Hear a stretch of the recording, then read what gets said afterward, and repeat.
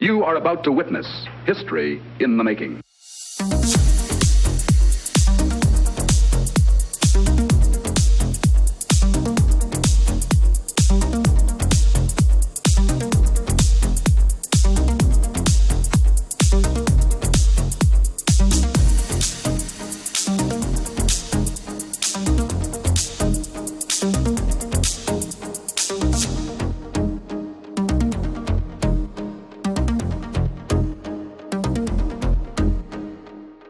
Good afternoon, morning, and welcome. And I'll probably cut that right up because I'm not sure how you do it yourself.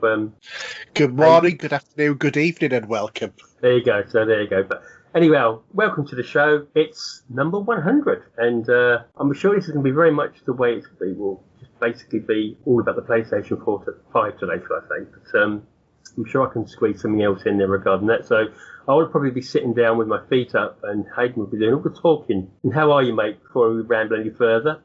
I'm not too bad, but surely you should have done that in like a bullseye. 100 or something like that. Bit of celebration. It's 100 shows. Well, man. I need one of those poppers to go. Oh, yeah. Anyway. I mean, it is an achievement for us, isn't it? You know, achievement unlocked for each show 100. Yeah, I don't know what we would call the achievement though. Reaching 100. 5 gamer score. Yeah. When we get to 300, we'll call it This is Sparta. I'm sure you would if it's on your turn. I'm sure. It'll be your turn anyway, because it's an even number. Oh, it is, isn't it? Yeah, of course. Anyway, how are you, pal? How are you doing? Yeah, not too bad. Not too bad. Had, obviously, PS5 arrived this week, so I'll be talking later about that. Mm-hmm. We've not had many 100 greetings, which is a bit of a shame, really, because, you know, we like to hear from all of you guys, but we've got a few, and our first one is actually from Paul Wilson, who was just saying he was just thinking that between the two of us, we have potentially nearly 100 years of gaming experience. So happy 100th show, and long may it continue. Mm. The sad thing is, he's like pretty much right on that as well. That is an awful thought. I mean, add our two ages up, we add up to just over 100, but probably with about 92 years experience in gaming on that lot, I would have thought. When I posted that video from the BBC archive that came up this week about all the gaming generation. Yeah. And the first bit started on Tomorrow's World. Oh, God, yeah. So for people that don't know that was a BBC show that was probably in the 70s. It probably died more in the 80s, but yeah, they still did have it in the 80s, though. Yeah, I think they still did, didn't they? Yeah. But it was, for those that don't know, it's a TV show on science and technology and things to come. Yeah. And when you go back and watch that, it just makes you cringe a little bit. It does. I remember one particular episode where this was, like, shows how long ago it was. It was introducing the compact disc. That's exactly what I was following you with, yeah. And I remember them showing them eating off a laser disc and then putting it in and playing. I thought, everyone I've got that would have never have played it after you went off it. No way. But yeah, it's worth watching. I remember when they showed the first mobile phone. Yeah. And it was a brick. You know, the battery was a brick and a half, and it was sort of wonder-winning cars at the time. Yeah. Probably the same. It was probably the early 80s when I think we first saw them. But yeah, no, fond memories of watching that TV show over the years. Yeah, it's a matter of irony, isn't it? For like 30 years, mobile phones have been getting smaller and now they're getting bigger again. Yeah, absolutely. Yeah. That's because all of our eyes are also basically knackered from looking at the small screens that we're having to wear glasses, and we need bigger screens now. Well, but then when this video I put on there, they were talking about, they said, right, we're going to plug this into the TV light, and then you're going to see a couple of lines and dots, and we're going to play tennis. Oh, God, yeah, Pong. Yeah, I remember thinking, wow, gaming can't get better than that.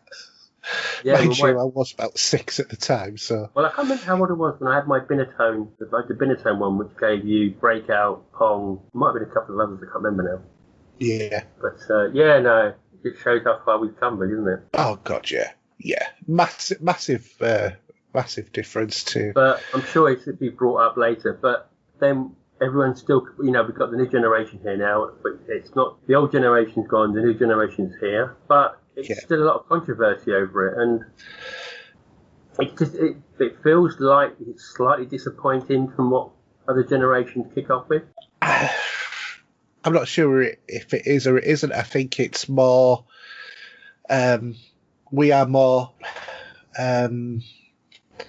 picky as gamers. We expect more. The systems are supposed to do more, and when not everything's there that we expect, I think that we're more likely to complain than we were 7 years ago, 17 years ago, whatever, whenever there's been a console sort of leak. And I think that they're becoming increasingly more complex. But, I mean, we'll talk about some of the problems that PlayStation have had, which have been big in the news, which have been, impacting on their launch, which is such a shame. But I'll give my thoughts on the PS5 as well, and what are the good and the bad. I've not seen any physical news media, via TV or anything. Only from what I listen to on podcasts and what I've seen people rant about on Twitter, to be honest. Yeah. And don't forget that the internet tends to like to deliver you bad news better than good. Yeah, because everyone moans, doesn't it? Yeah. When do people actually are happy to put a tweet out that makes, other than whine and moan, as the typical Brit would do, Yes, exactly. And what they're not exactly, the news agencies like, whoever, are not exactly going to go, and the Sony launch went off without a hitch. Because you go, okay, and you move on, and you don't stay with them on their advertising. So they like to make a big song and dance out of stuff. So, but there are some interesting stories, because obviously when you get onto Reddit and stuff like that, that's different to, the big players in the marketplace for providing gaming news. But anyway, so maybe not. I'll be decorating again. This time in my own house. Not like you're sick of it or anything, is it? No, I love decorating. Not. But the dryer went in our house. It stopped heating up. So we took it down, and because it was sat on top of our washing machine, strapped on sort of thing. Because we've got this sort of like little entrance area where we've got all of the they're not quite as important white goods like your washer, like your freezer, and your dryer. So we've, those are at the end, in part of this sort of like little entrance area. So we had to take it down. And after taking it down, I said, "Oh, it's a bit messy in here, isn't it? Shall we paint it?" So painting it then turned into, shall we also get a new carpet and then install it? Because the carpet was a bit messed up, even though like this carpet, when we got it not so well 3 years ago, was sort of like £40 per square millimetre or something ridiculous like that. And it's just messed up, completely messed up. So we've just gone for something that's pretty bog standard, rubber backed, heavy ridges, hard wearing, that more keeping with like a utility come entrance area, which is what we've gone for. So we've got all that laid, and my wife, bless her cotton socks, because we decided we were going to gloss after we put the carpet in. Yeah. Just because fitting the carpet was, with it being rubber and trying to get the stuff in, was causing a bit of damage. So I said, let's just, we'll touch up and we'll do the gloss definitely last. She got up this morning and had it all painted by the gloss painted by 9 o'clock. I'd done all of the other decorating in there and that, and laid the carpet. So, bit of a share of duties there. I've also had car troubles as well. Now, this is really weird because you should be able to leave your car for 2 or 3 weeks and start it, pretty much. You know, it shouldn't. But my car's been stood a week, and I had to have it jump started. And it's just, this has happened before, and what I've had a battery, had to replace the battery. The same thing happened with another battery, but because it was a little bit longer, it was 2 weeks. The battery it also killed the battery as well. So I don't know what it is. Anyway, I've charged up the battery today. We went for a run, 35, 40 mile sort of round trip up to my other house to get a couple of bits from there. Came back, kept the car running the whole time. I went and got a battery charger for the car, and then came back and I charged it up. And anyway, it's charged now. You know, it took from somewhere between a quarter to a half charged after all of the running around, because I never changed up out of fourth gear. It's now at 100%, but it took about 4 hours, 5 hours to charge up that amount. So I don't know what's the matter with it. It's just really started to hack me off now.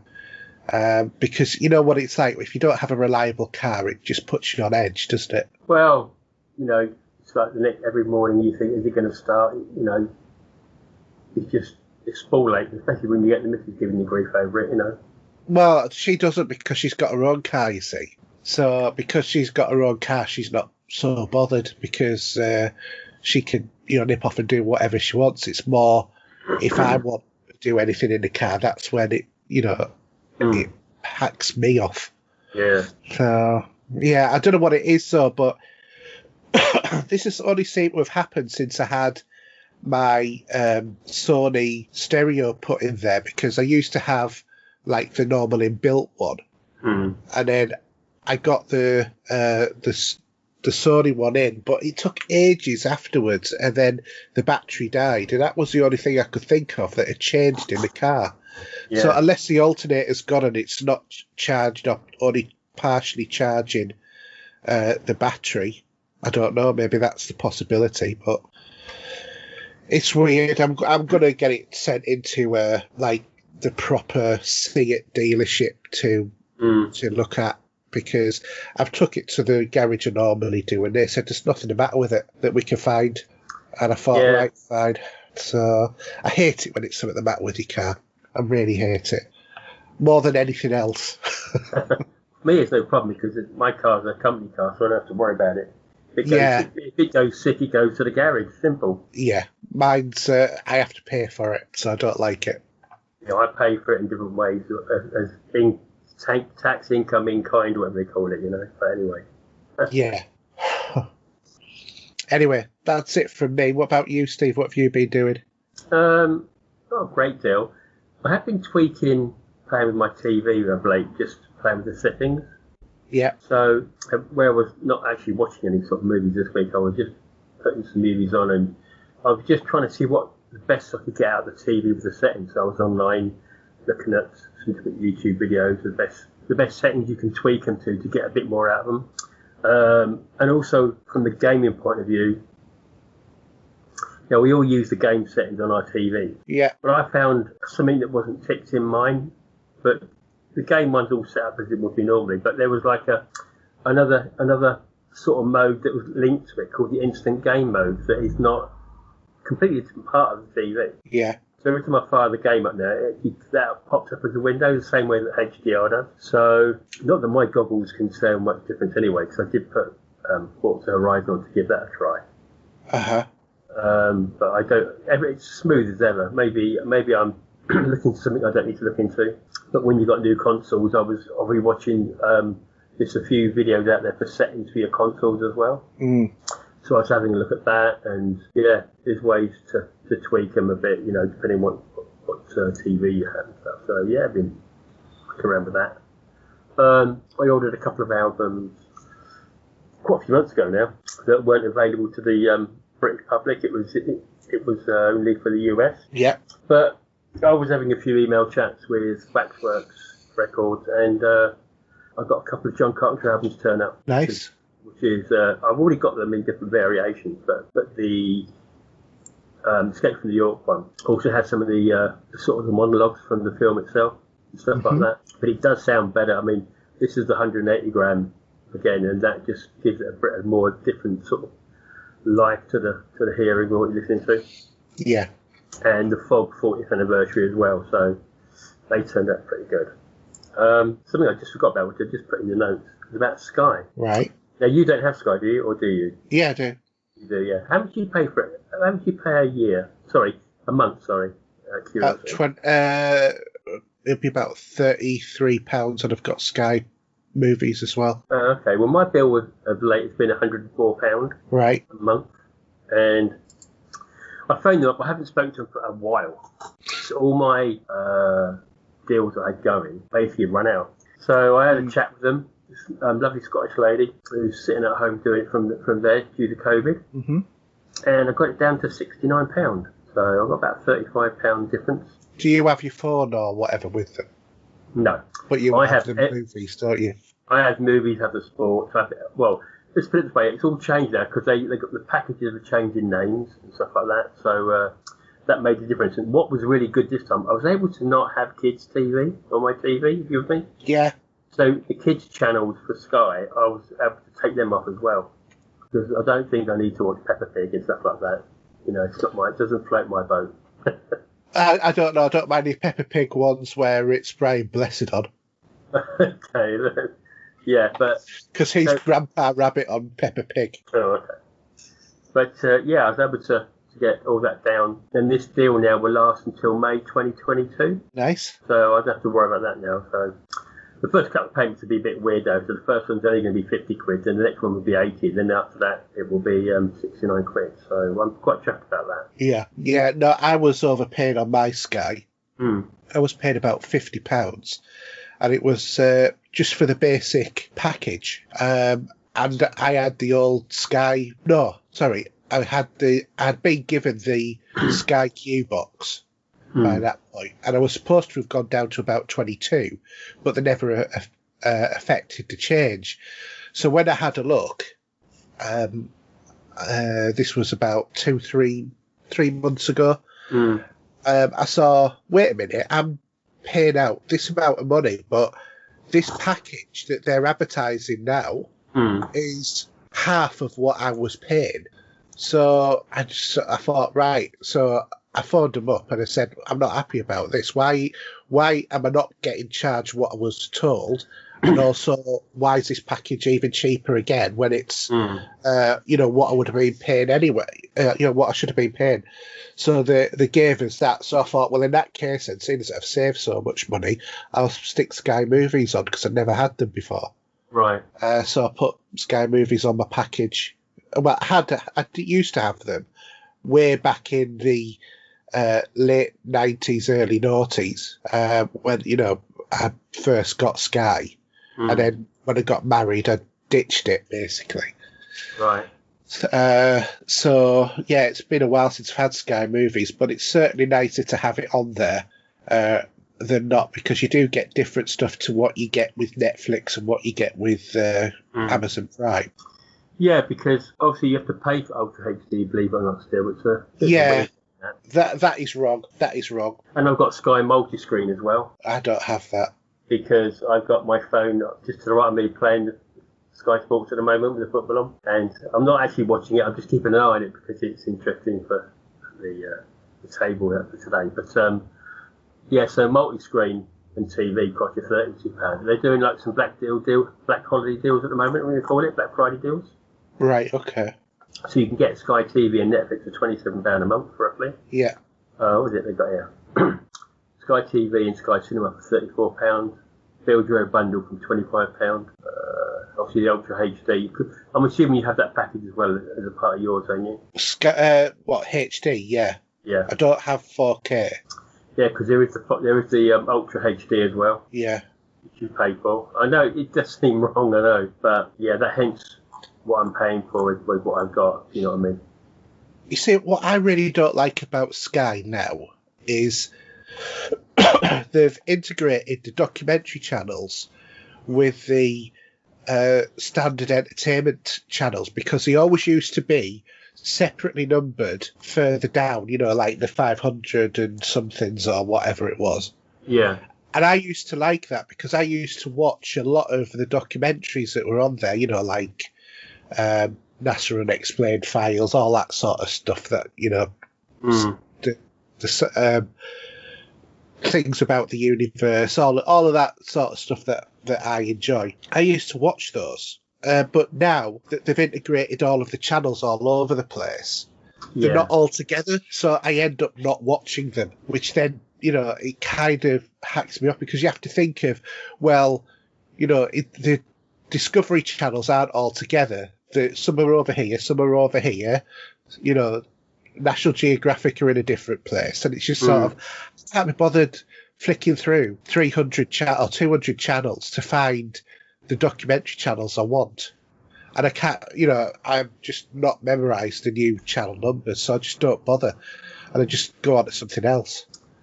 Yeah, I mean, the way it's done now, it's slightly different, obviously. But I just scroll the channels. I haven't got any favourites set up on my TV. No, neither have I. I should do, but I can't be asked. I know where to go to get what I want. Yeah.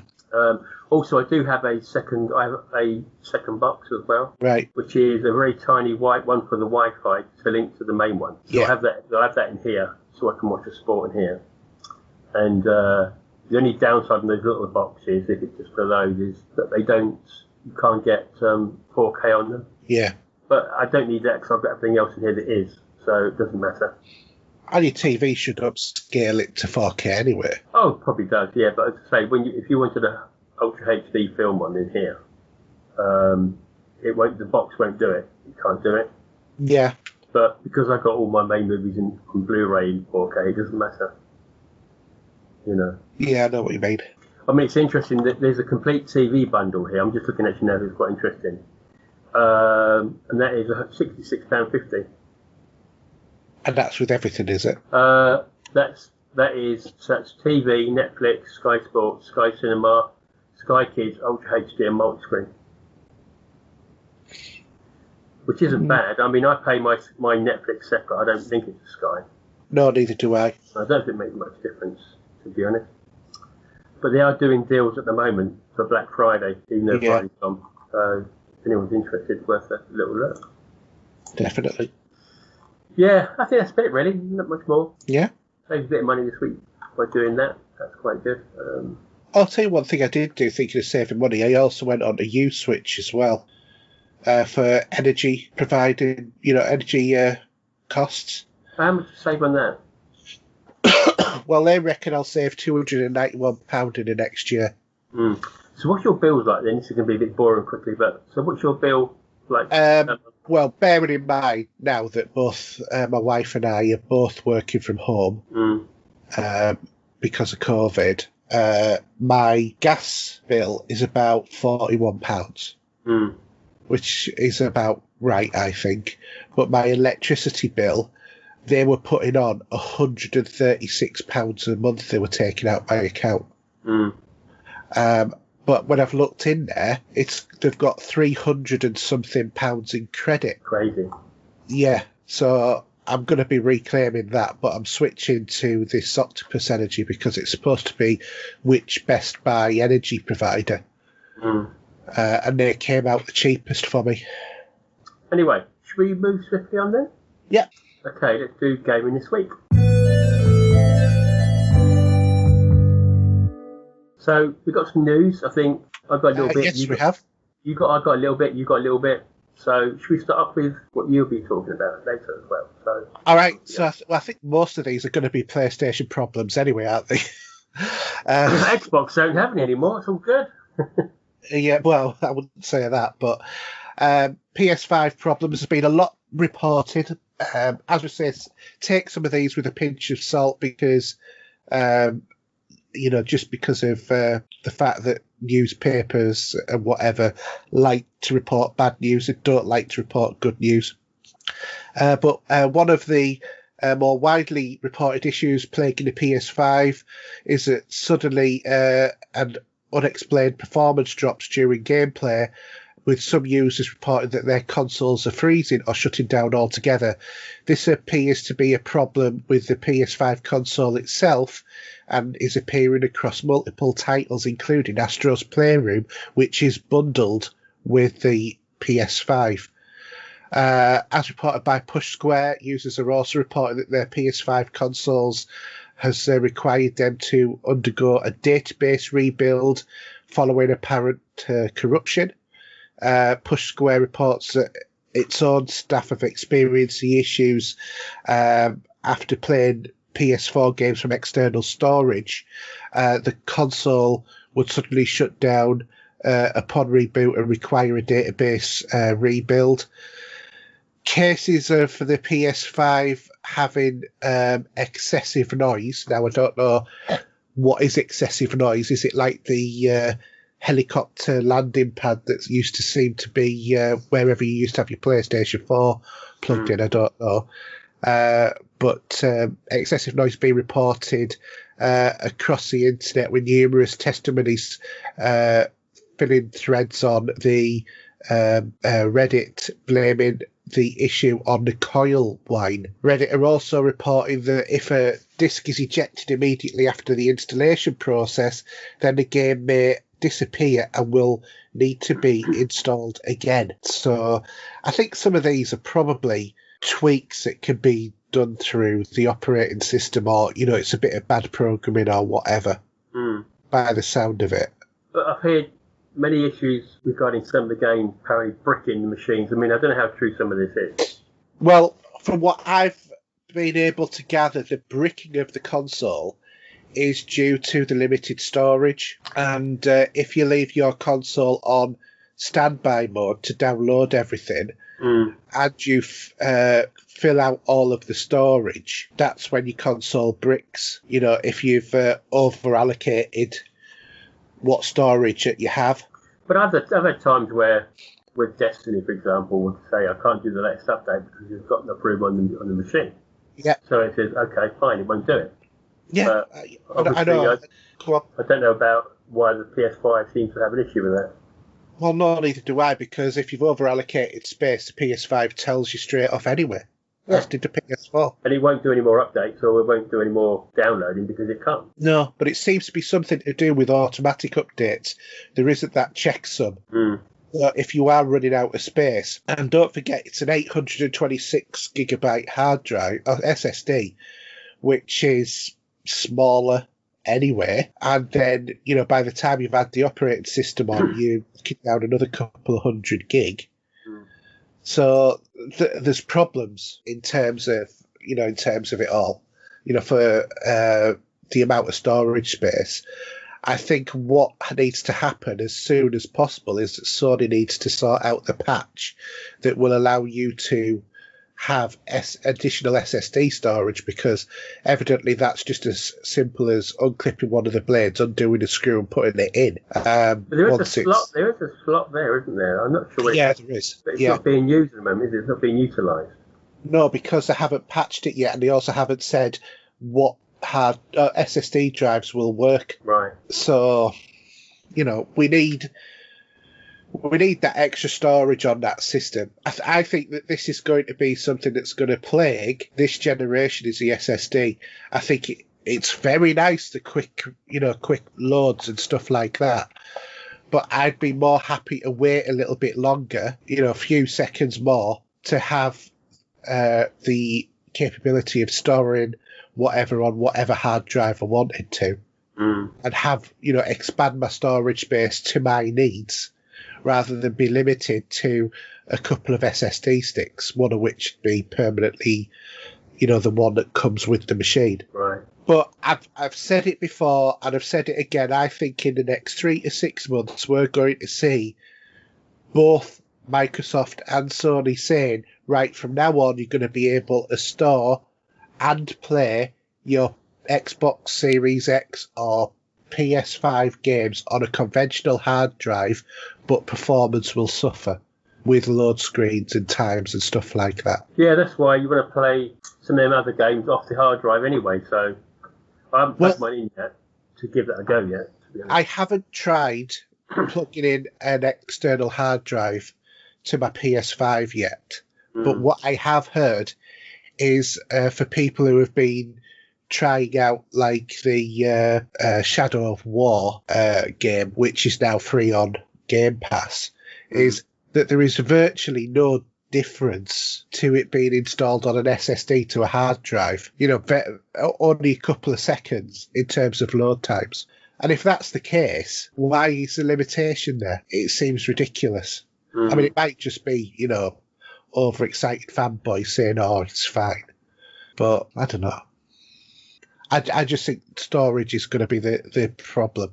It's going to be the curse of this generation, certainly for the next 2 to 3 years until they get that sorted out.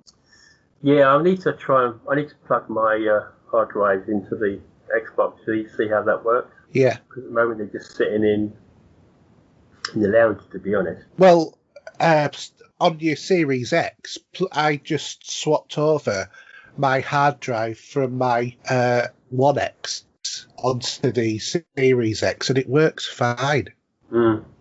It just picks up from where you left off, so it's not an issue. Yeah, cool. There is one thing I have never ever had on the Xbox before, and I've never seen this error. But I downloaded it. I mean, it was, you know, like, but it won't work, and it's because it says that I have too many consoles assigned to my account.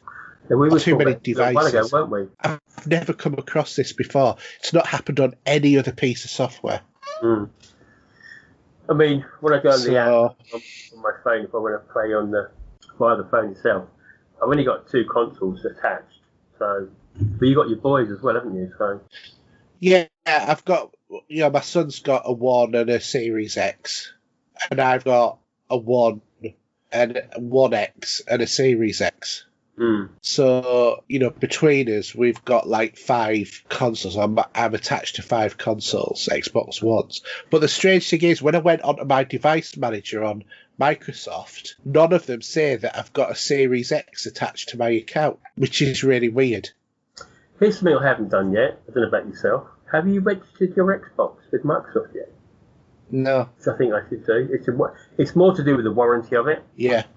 So that might be worth doing. Yeah, I think it probably will be. It's something everyone sort of forgets about, especially if you get an issue with it. But if you make sure you register it now that you've got it, then you get the full warranty that you're allowed to have. Yeah. Just in case there are issues later. Well, there was people complaining last week about their Xboxes where they weren't working right from the off. And people taking them back to the stores and saying, no, you've got to go to Microsoft. Yeah. Was that with Amazon, or was it just all sorts? I don't know. It was all sorts. Yeah. And also, Microsoft also releasing the thing of, we can't quite believe this, but we have to tell all Xbox users don't blow in vapor smoke into your Xbox. For God's sake. Seriously, if people are doing that, they are thick. You don't blow stuff into your console. I know. It's ridiculous, really, isn't it? Yeah, but then they'll be complaining about the fact that it's not working. And that's not fair on Microsoft because it's their misuse. It's ridiculous. It really is. I don't know. Maybe I'm getting old. I just can't understand why people do it. Anyway, what are your bits of news there, Steve? Well, there's a couple of Destiny bits, but I'll save that when I chat about Destiny anyway. Yeah. But just linking off of what you've been chatting about, so I started at the beginning, you were lucky not to get a bag of rice. So, well, I never got mine from Amazon. So, if you're an Amazon UK customer and you got a bag of rice, then instead of your PlayStation 5, you must have thought, what the heck was going on? Now, apparently what happened is, many customers have had this issue, but what happened is the thieves have stolen PS5 before they were delivered on Thursday and Friday this week, which I find that incredible to think of. And maybe some of these scalpers that have got like 7 or 8 PlayStation 5s on their pages. Maybe it's them, who knows? But that's an absolute balmy story. And there's many, if you look on Twitter, you see many people posted pictures of them opening them up and seeing like bags of dog food in there and rice. Yeah. So, Yeah, very weird. But yeah, it's very unfortunate. I do sympathise with any gamer that didn't get their PlayStation as they were hoping to. Oh, well, you'd be furious, wouldn't you? And it's such a shame for them. Oh yeah, I wouldn't ill will on any gamer regarding it being a PS5 to whether it's an Xbox. You know what I mean? Yeah. So. Anyhow. Anyway, come on, the one that you really, really want to tell us about, because it's Destiny. No, I'll save that when I talk about Destiny in gaming. Leave that to later. Okay. I know he really wants to tell us. I know you really do. No, I'll save it for later. Anyway. Okay. So, should we go to new releases? I Yeah. do that because I can never read what's that on this small one that you get. Yeah, So, okay. So we've got 2 releases this week. We've got Vigor on the PS4 from Behemoth Interactive and Maid of Secca on the Switch from Wales Interactive. That's it. Yeah, that's it. Nothing else. Nothing else. Poor week. Poor job. What about subscription? Anything different there? It's still running all the same amount, isn't it? Well, there is always the weekly Epic subscription, and this week it's a corker because you get a bottle of wine for free, yeah? Sorry? You get a bottle of wine for free. Not quite, no, not quite. But you'll be toasting the fact that you've got this game because Elite Dangerous is free, and Elite Dangerous are now giving away the Horizon pack as well. Mm. So this is fantastic. You can get that game for free. And then the other one is The World Next Door, which I'm not really too sure what that's sort of about. But then next week's announced game so far is Mud Runner, which has been seen quite a lot of success, or has seen in the past. Okay, very good. Yeah. I like that. I've just been sent a picture of a PlayStation 5 that's been modded on the plate. All right. And I'm going to send it over in a minute while we're chatting away. Okay. So if we go straight into game this week, and shall I leave it with you then? And we'll leave. I thought you were doing your bit first. Oh, okay, okay, yeah. So I've been watching actually today. I've been watching quite a bit of cyberpunk videos. Yeah.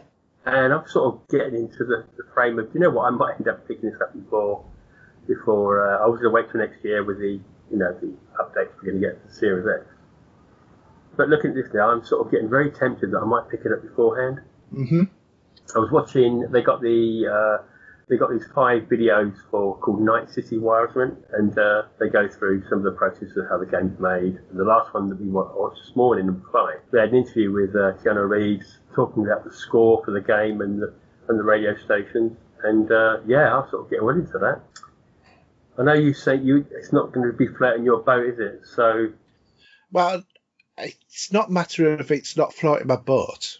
It's more of a matter of I have concerns about this game because all of the delays and everything. I mean, Microsoft did a Xbox One X console based around this game, stylized and everything. And it launched without the game. And now you can't even get an Xbox One X brand new, because they don't produce them anymore. You're buying up used old stock if you buy one of those.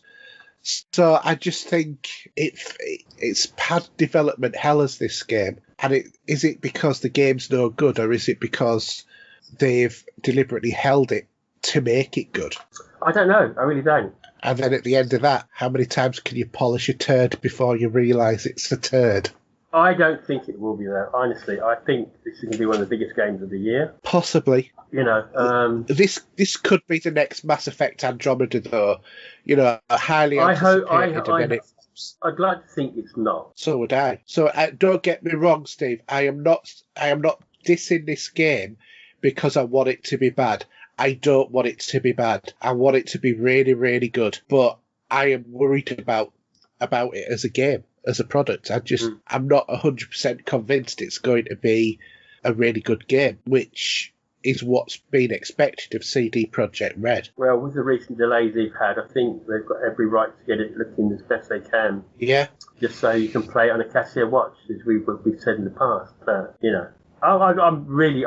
think this is going to turn out fine. I really think so. Well, I mean, they've got Keanu Reeves back in it, and everything else. And let's face it, Keanu Reeves is sort of like Mr. sort of cyberpunk kind of character, isn't he? With doing Johnny Newman. Actually, you want to watch this last episode of this thing?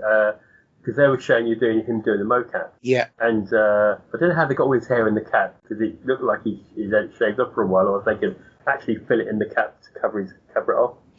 But yeah, very interesting in watching that. And yeah, I was just sort of thinking, yeah, no, I'd love to play this now. Mm. You know, it's got 1 or 2 playthroughs on its own for sure. But listening to, reading the IGN review, which now the views are now up, you play about 6 hours of the game before you can get the credits to start the game off. Mm. So there's a lot involved. Well, if it's anything like Sony's CEO seems to think that games should be, in terms of entertainment, then there'll only be another 2 hours to the game. We've played it for 16 hours and apparently hardly scratched the surface. Yeah, I can imagine. I mean, I'm sure that the game will be immense. It's whether or not it's a good immense. Yeah, Let's face it, Red Dead Redemption 2, fantastic world, really in-depth. Have you completed it? No, I think I'm in the 3rd part of the game now. Yeah. I rest my case. But again, it's like there's so many big RPGs these days. It depends how your dedication ends up going into it. But I rest my case. It's Red Dead Redemption's world's probably one of the most flushed out, beautiful, gorgeous places. Yeah, but if the gameplay's not there, you're not going to play it. No, but I think if you love that sort of world, that sort of Blade Runner-esque. Yeah. Do you know what I mean? That'll only take you so far. Well, I was watching I watched a few videos this morning from the outside of the main city, and I don't know. I'd like to think this game's is going to have a lot of longevity in it, and it's not a game you're going to finish overnight, like when you hack out an Assassin's Creed game, for example. Yeah. Well, Odyssey was a 100-hour completion. Yeah. I've been hearing a few little silly reports, but misgivings about Valhalla. I mean, I don't know I know you probably mentioned it today, but just staying on other games, have you found any grief with it at all? Is it playing well? Played absolutely fine. Mm. Not had many problems at all. A couple of times had a textures pop. Yeah. And that's on the Series X. That's not on the X. Mm. It did also on the X as well, to be fair. But the game has been fine. I've not experienced any significant problems myself. Mm. Even on the X, though, there is still a bit of screen tearing, and that's because they don't have the adaptive sync on the TVs in the way that you do on, on your PC. Yeah, yeah. So even though, as I said before earlier, there's a lot of misgivings with all the new games coming out. Yeah. And I think FIFA's going to get a patch coming up shortly for people like playing the football game for the Series X. That I noticed on the store at the moment, for Black Friday on Microsoft. Yeah. That's £35 at the moment. And there's some. I don't know if you had a look at the store for Black Friday yet. No. There's some huge discounts at the moment. Worth having a look if it's something that you fancy picking up. I'm not planning on picking much up at the moment. I think I've spent enough. I don't think you would be. I mean, I'm not. I mean, I just at the minute I do fancy Cyberpunk. That's about it at the moment. I mean, for me, I'm actually going back over some older games. So But it's kind of have to see what they look like, isn't it? On the new consoles, or what is it enhancing or speeding up your experience? It is, but it's also just because I want to play those games again. Mm. Like, for example, the Batman Arkham trilogy. Because I want to experience that again. Yeah. Because, they're good games. They're a good trio of games that work well together. I've been quite tossed about the idea of playing Anthem. Yeah. Have you had a look at Gears yet on the Series X? Not on the Series X, no. That's worth a shout. I'm sure it will be, but God knows how long it'll take to download, because it seems to take forever to download on the Series X. Well, is it on the hard drive of the original? Yeah. So I would just take that, transfer it across, and then just have the update. Yeah. And that'll probably save you a bag of time. I would hope. Because I've seen some transferring of games between the HD, the hard drives and the Series X, and that's just really quick anyway. Yeah.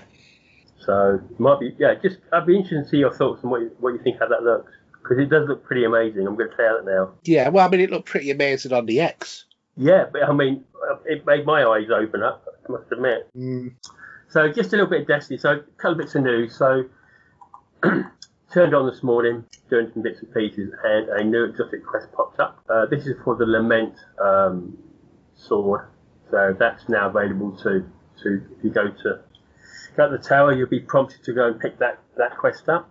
But depending on where you are in the game for how what your level is at the minute, will be dependent on that for getting that completed. But that works as it works anyway. But also the raid came out the weekend, and the first people to win that was Luminous, and he did it in 6 hours. So there's hope for all of us yet there, because none of us have actually got to an end of a raid. We've done a few bits and pieces on it in the past. Yeah. But well, we beat Crota. Yeah, we did do that, I must admit, yeah. We beat Crota several times. Yeah, some of that's coming back. I'm looking forward to that. Although we did cheese it. But, yeah, I think many people cheese that one.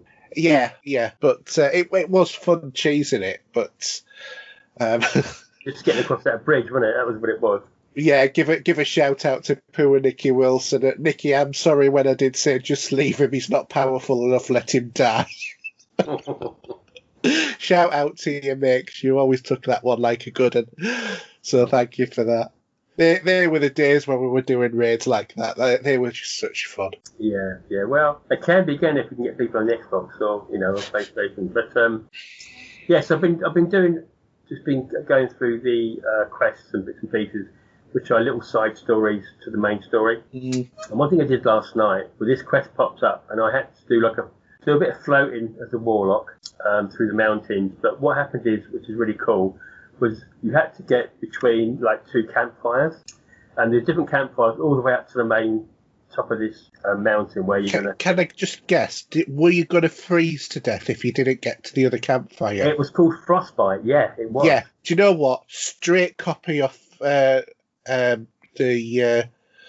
Ghost of Tsushima, because there was a mission there where you had to do the same thing. That's a straight copy. They obviously saw that and thought, that's a good idea, we'll integrate it. Well, yeah, maybe they did. So if you don't make it, you frostbite and die. Yeah, that's exactly what happened on Ghost. And when you come to the big boss at the end, though, I was a little bit under power, but God, did I die a few times to get it. But yeah, I did beat the boss in the end. But also what you do, when you're killing the Vex, they drop like a glowing red orb as such, and they would help you stay alive as well. But yeah, quite a cool mechanic. Yeah. Well, good. And obviously it works well because, not that you've been in it much yet. When the snowstorm kicks in and you're open, oh boy, do you know about that. You try to find where you're going to go. Yeah, no, to be honest, the download...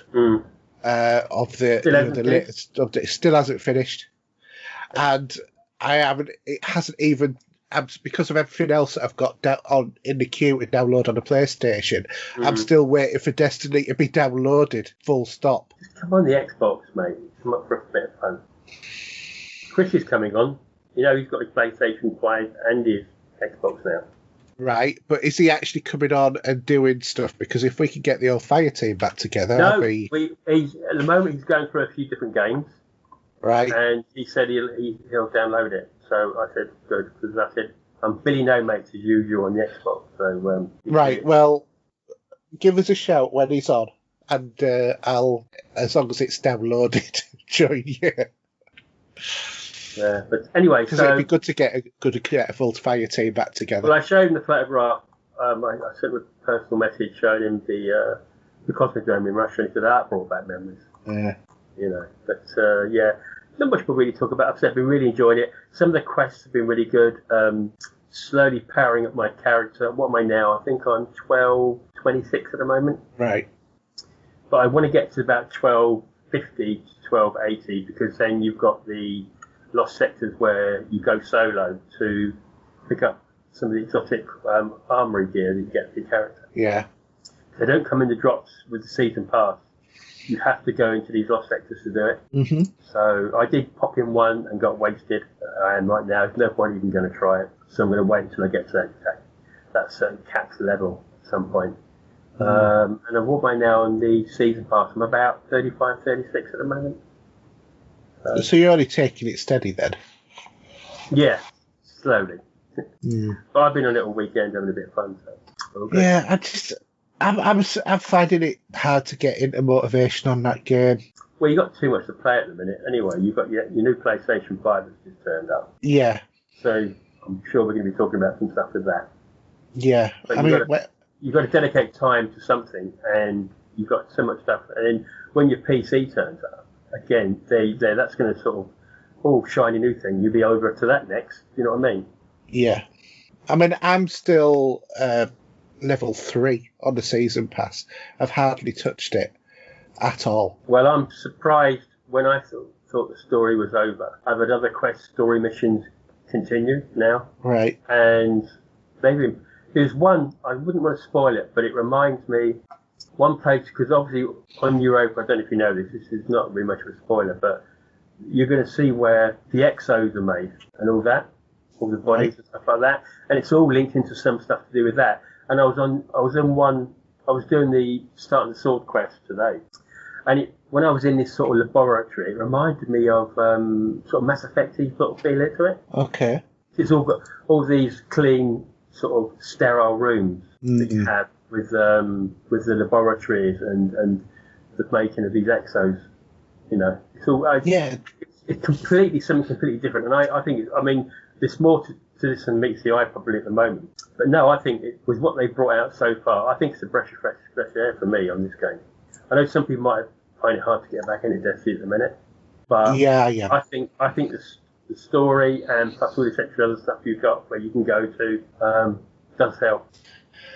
I think I might be more motivated once I can start playing it more on PC again. Yeah, but you see, it's a shame. That's what I'm going to say. Anyway. They need cross-platform on it. That's what they need. Yeah, well, it's cross-game, isn't it? But it's not actually, I don't think anyone would want to play with a PC environment anyway. Yeah. Well, no, not for a head-to-head, but if you were playing it competitive, cooperative, wouldn't make any difference. But I think you still can, can't you? Between the three? No. You can do it between Xbox and PlayStation. No, my character can go to each one of the consoles and the PC and Stadia. Evidently, it's free on Stadia at the moment as well. It was free when Stadia first came out, though, wasn't it? No. I thought it was. I thought you got it free with your Stadia when you bought it. No, I think there's a couple of games that they're trying to give away for free. Sorry, I'll qualify that. Yeah, it was free from that point of view, but it was at a cost at the same time, as it were. Yeah. But evidently there's a few games for free on Stadia at the moment, so I don't know what that's about, other than the fact that nobody's properly using the platform. I wonder how long Stadia's going to last. But then again, Google, they could play the long game, couldn't they, on it? Yeah. Yeah. I don't know.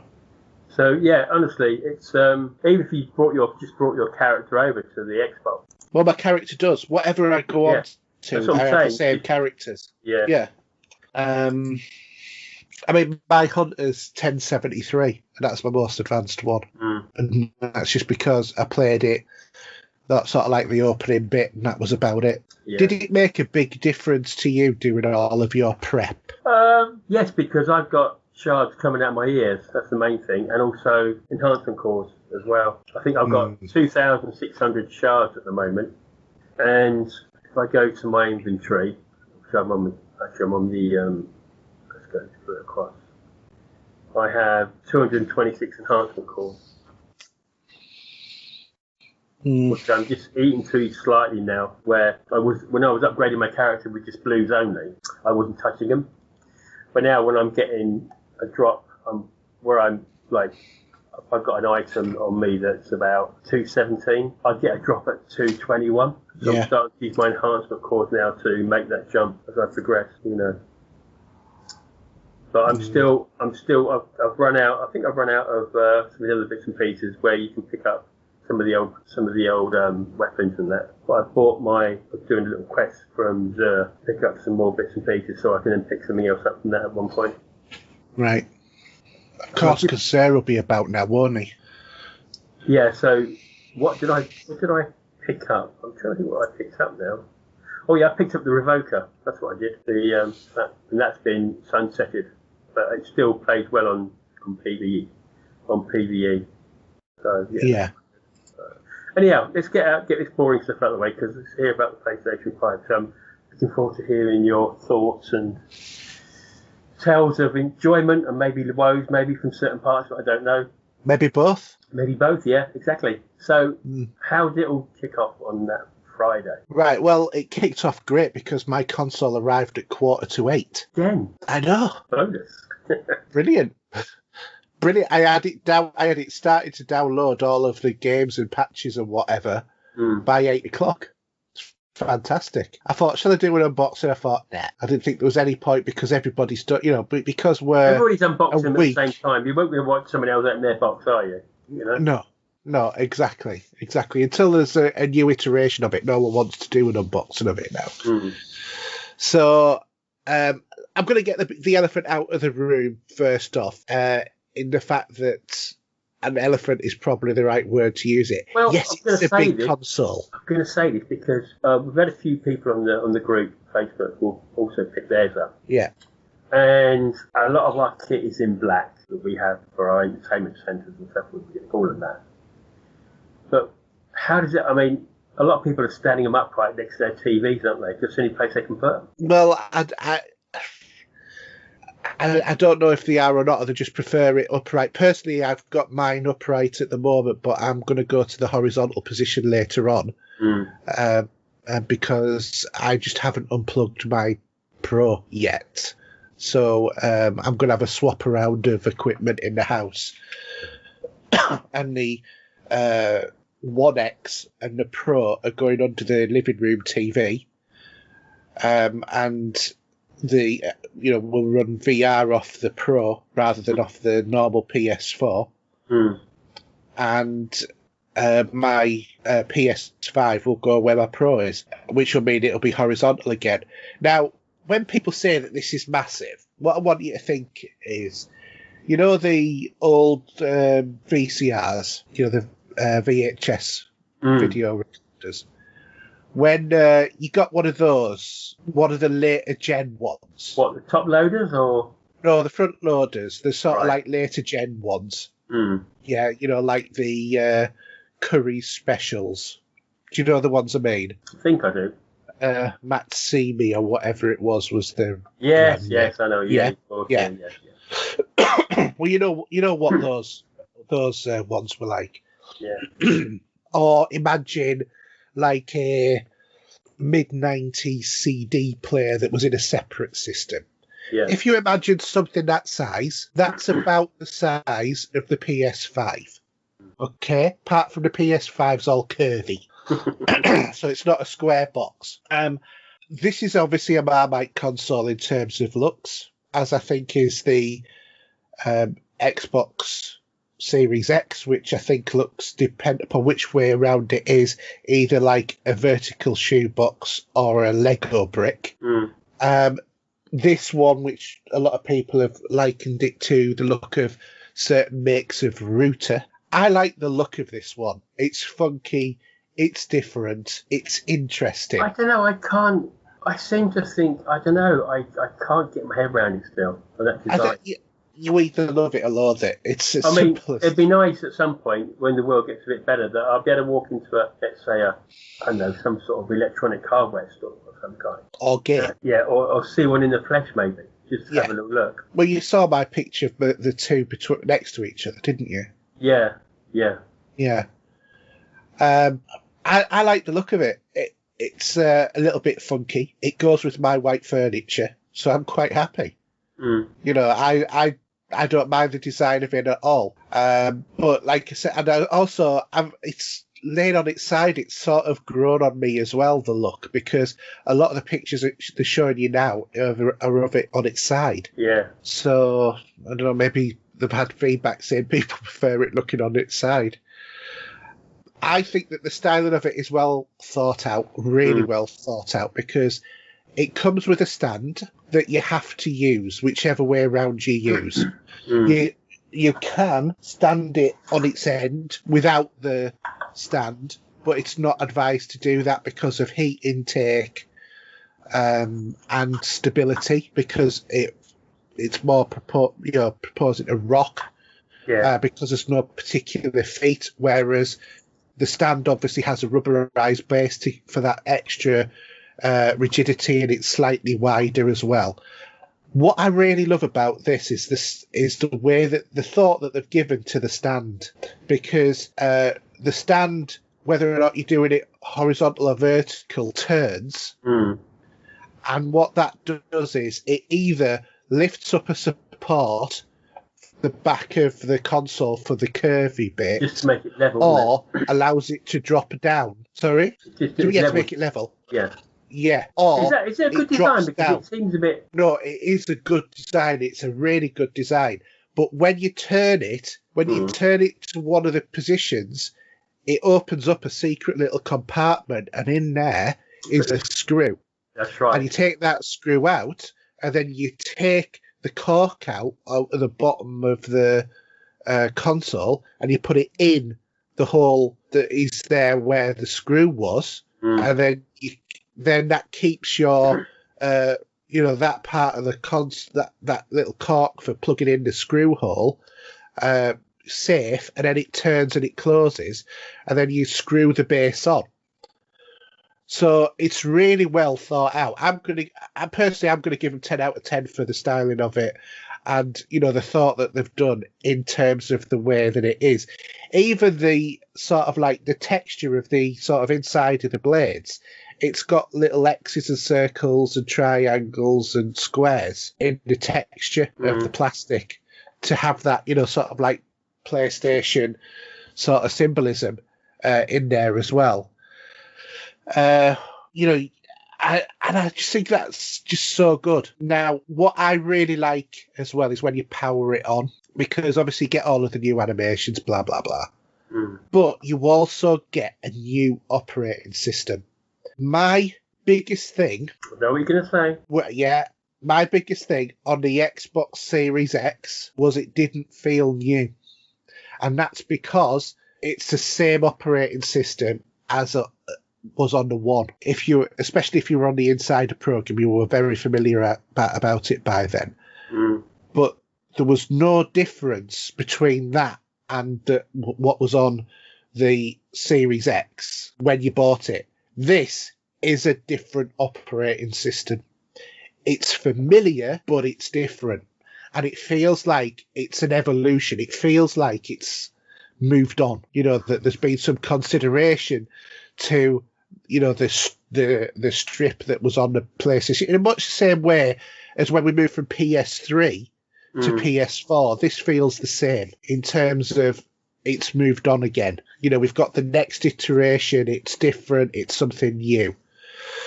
And so that whole new experience about the way that the operating system looks and everything makes it feel more next gen. The OS is very smooth and slick as well. So all of that works well. The PlayStation buttons operate differently on the 4 to the 5. So on the 4 before, if you pressed the home button, it would take you straight to home. The PlayStation button take straight to the home, to the operating system. And then if you held it down, it would bring up the bar on the left-hand side that had all of your power options and your broadcast and all of that sort of options. Now it's different. What happens is you press the PlayStation button and you get the cards come up. Now, the cards in themselves are a real good innovation, because it tells you more about these are the trophies that you're close to getting. This part of the game has so much longer left to play. Now, that in itself is a great thing, because if I'm on this particular section of the game and there's another 8 minutes, you might say, I'll finish that and then I'll stop. Or on the other hand, you might say, no, I can't, keep holding on. And, you pause the game at that point. So that's a great thing. But you can also jump directly to another part of the game on those cards to, like, if you like, you're in the Spider-Man game, to a challenge or something like that. But it's got the integration there of, there's supposedly stuff that's going to be able to get you to jump into, like, videos on how to do certain things if you get stuck, and all of this that's, either might be on other games or is planned to come in the future, but it's not. I've not seen it on the stuff that I've been trying at the moment.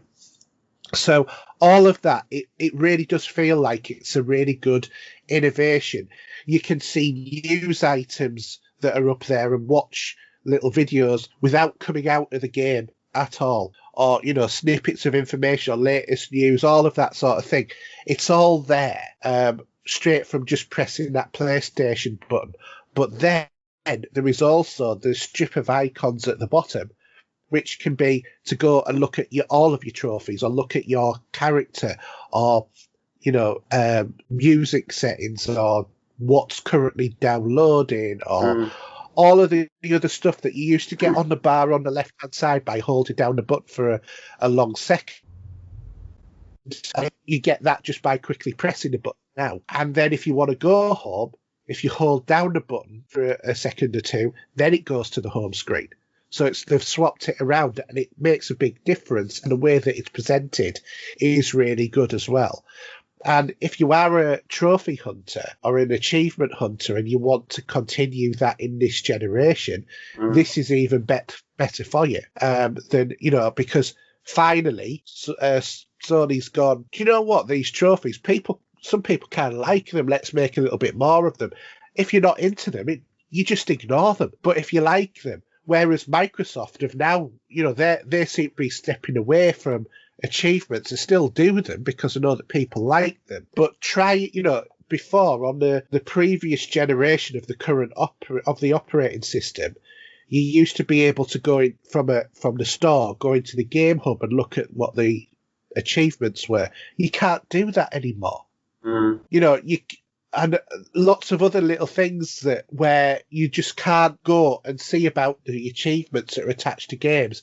Whereas Sony have recognised this and allow you to go into that sort of stuff now, which is much, much better.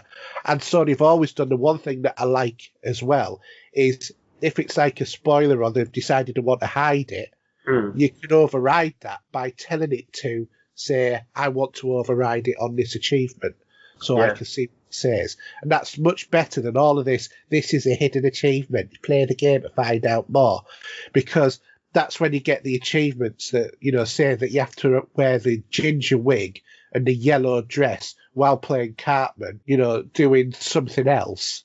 And, these other very improbable things all happening all at once as well. Like is the case in one of the South Park games. So all of this sort of stuff, it's much, much better the way they've done it.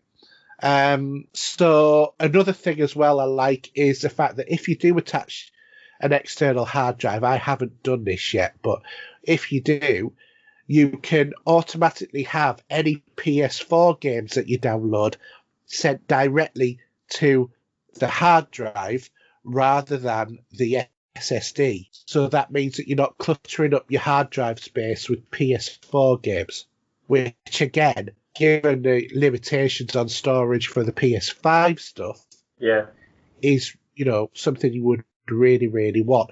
And again, something else that is really well thought out in terms of that logic for what they've done. You can also set this up so that the games will go to your default settings as long as the games follow this feature. Not all games do. But if you like, for example, every time you go onto a game to go to the hardest difficulty with inverted controls and all of that, you can specify that in the options, and then the games will pull that information from your system and set it up so that you don't have to go through all of those clicks when you first load up a game. if that's what you want to do. Personally, I just like to go with whatever the game developers intended to start playing the game, but, each to their own. Not everybody wants to do that. Some people will go directly to very easy and, not want a challenge at all. Whether or not that's just because, they don't enjoy challenges, they're not that good at games, maybe they've got a disability that stops them from being able to, to be... do what they need to do, because they don't have the dexterity or whatever, even with the adaptable controller on the Xbox. Or maybe it's because of the streamer, they don't want to embarrass themselves by showing the fact that they're not a good gamer or something. It could be a million reasons. Everybody has the reasons why they play games on different difficulties. It doesn't matter. You can set the game up to automatically sort of do that for you, and that's absolutely fine. And again, it's a nice little thing. It's the little things that sort of add up. You can, even down to the fact that the controller, and I'm going to come on to the controller as a separate issue in itself in a second. The controller has a microphone built in, and there's a little button on there, and you can just switch that on and off dead easy. It's not obtrusive or whatever. So, it's just, again, nicely thought out, so you're not having to go into the pause menu and then muting the microphone, which you can do it that way as well if you want to. Yeah. Now, in terms of fan noise or whatever, I'm going to say most of the time the console is exactly the same as the Series X, as in dead quiet. Or the accepted noise level because of the spinning of a ultra high def Blu-ray disc because it's installing a game or whatever. But there have been occasions when I've thought that PlayStation is actually chucking out a bit of fan noise. I have noticed it. So whether or not it's like a programming thing that they can fix, or it's a design fault, who knows? But I'm sure we'll find out in the longer term. But it's early adopter territory. When you buy a day one console, you're an early adopter, and early adopters mean that sometimes you get something that's fantastic, and other times something will happen, which means that you'll have to wait for a patch or a fix in some sort of way to get around it. It's just life. That's the benefit and disbenefit of being an early adopter, really. You have it before everybody else, but we are guinea pigs to a certain extent, aren't we? Yeah, exactly.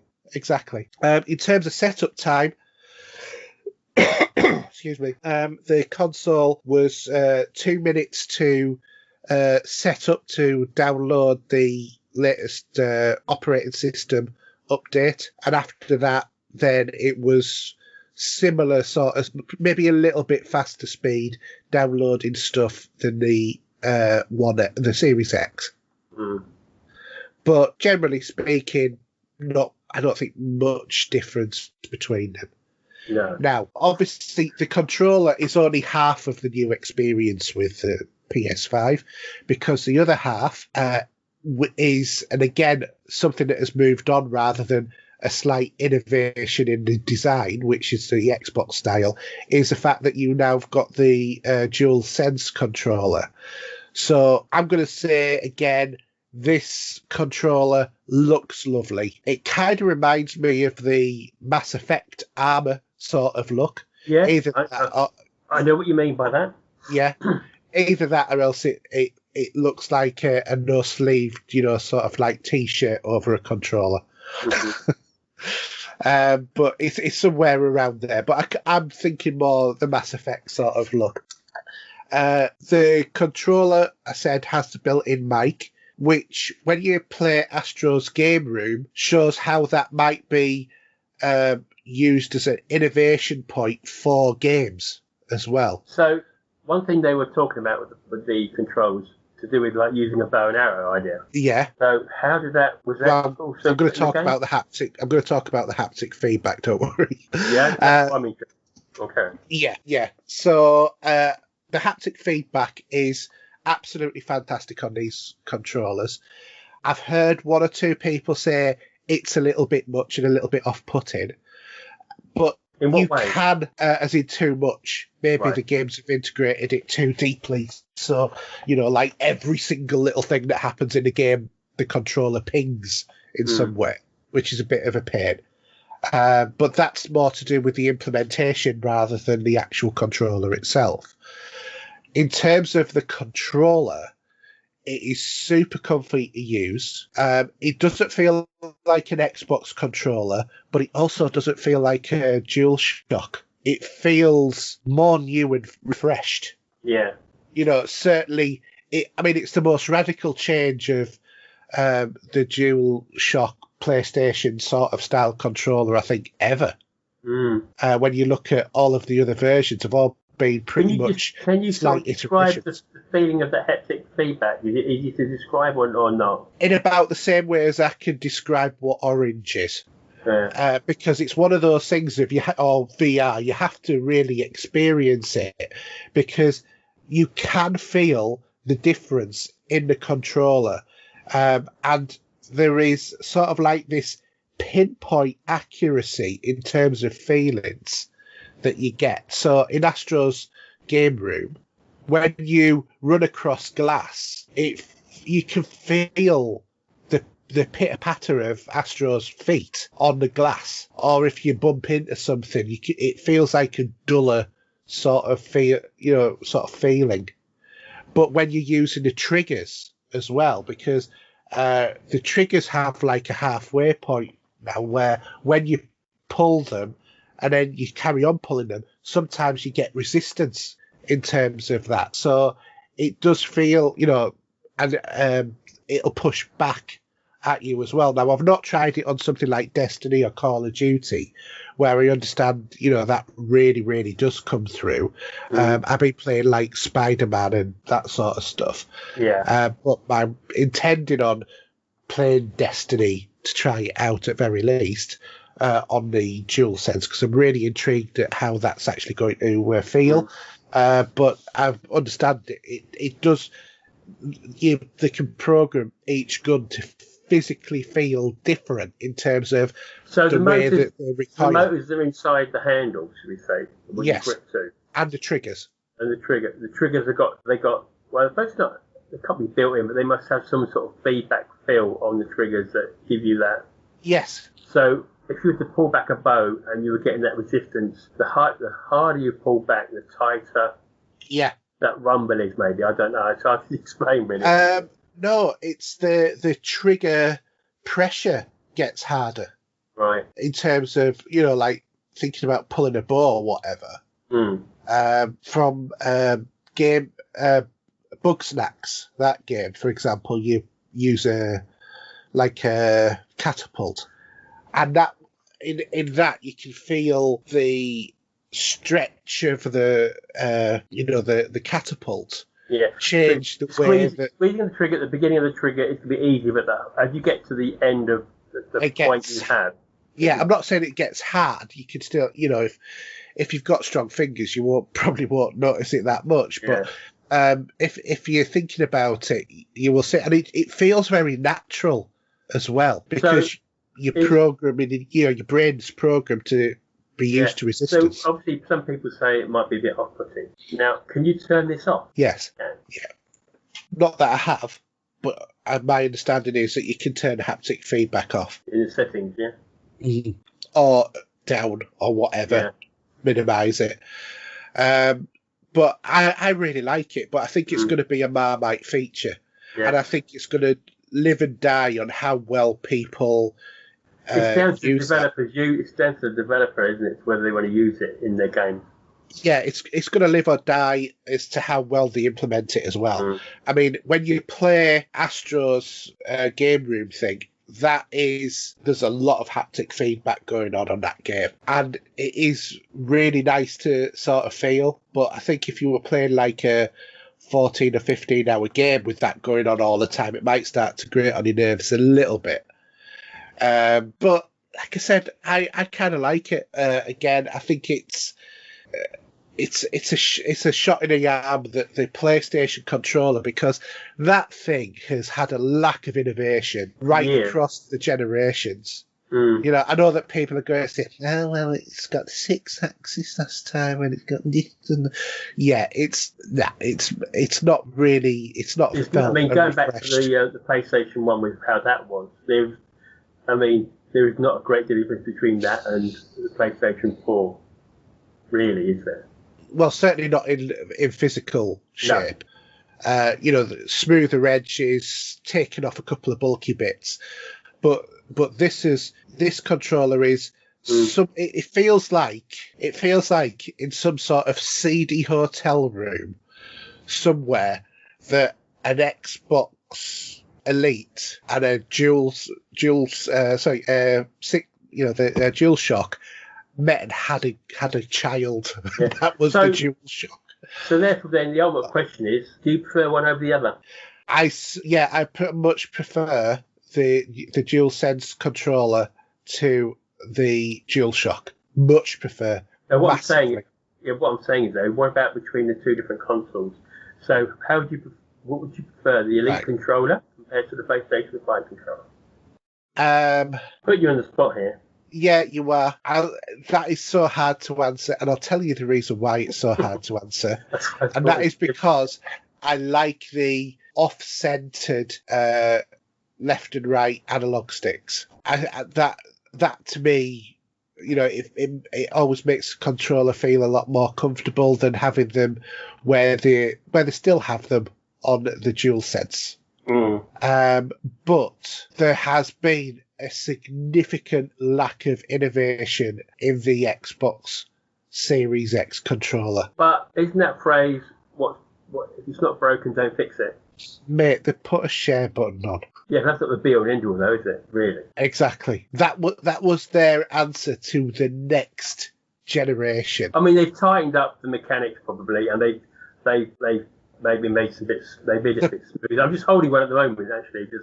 They put the circular D-pad on. They curved the top. I like the way the bumper's a little bit more tapered, and the build quality feels closer to the Elite than it did to the original. Yeah, but that's about it. Yeah, but what more do you want out of a controller? Well, the haptic feedback. Now, because you played with the PS5 controller, then you're thinking, I'd like some of those features of the haptic in there. Yeah. But I won't get, probably for a while, I won't be feeling it for. But I do like, they've given a plastic grip to the back of it now. Oh, God, yeah. They needed that. That makes a big difference. It does, because I don't know what Einstein thought it was a good idea to put rubber on the back of a controller, because it made my hands sweat. Well, you know my thought on that. We won't do it. Yeah, we know about your sweaty palms, Steve. We know all about that. But the plastic doesn't make my hands sweat. Does it you? No. No. Well, no, my hands are probably still a bit, I don't know, because you're gripping something sometimes. But yeah, but I think if the Elite controller had that back instead of the rubber, I'd be all for it. Yeah, if they did the Series 3, you reduce the price of it though as well. If they did the Elite Series 3 which was basically an upper market their new current gen, because we are, the next gen's the ones that's not been invented yet, where the PS4 and Xbox One were last gen now. Yeah. So the current gen Xbox controller, if they made it feel more like the Elite controller in terms of build quality, but kept the plastic shell of the new one, you would probably go and buy that. Yeah? Possibly. Now, I'm going to send you a picture of something here. No, I'm going to give you a webpage. I'm going to give you a webpage, okay? I want you to have a look at something. Okay. Now, I saw this on the Xbox, the video. They do this. Oh, right, yeah, the Thrustmaster, yeah. This is the other innovation similar to the Astro one, which I've got on a PS4. So, have a look at the picture I'm just going to show you now. Yeah, of the Astro. You can swap them all around. Yeah. I've got an Astro, so I've got the Astro A40 or 50, whatever it is. So this controller, I just come across it on the videos on the Xbox. Would you say, have you looked at it in any shape? Have you looked into it a bit more? Have you seen this? I've seen the Thrustmaster, yeah. I'm not tempted by it though, because as a Xbox Series X, I am happy with the Xbox controller. Do I think it could be made better with better features? Yes. There's always room for improvement at anything. Yeah, there is. And at Sony have shown Microsoft, you need to do more with your controller. I mean, the haptic feedback's good.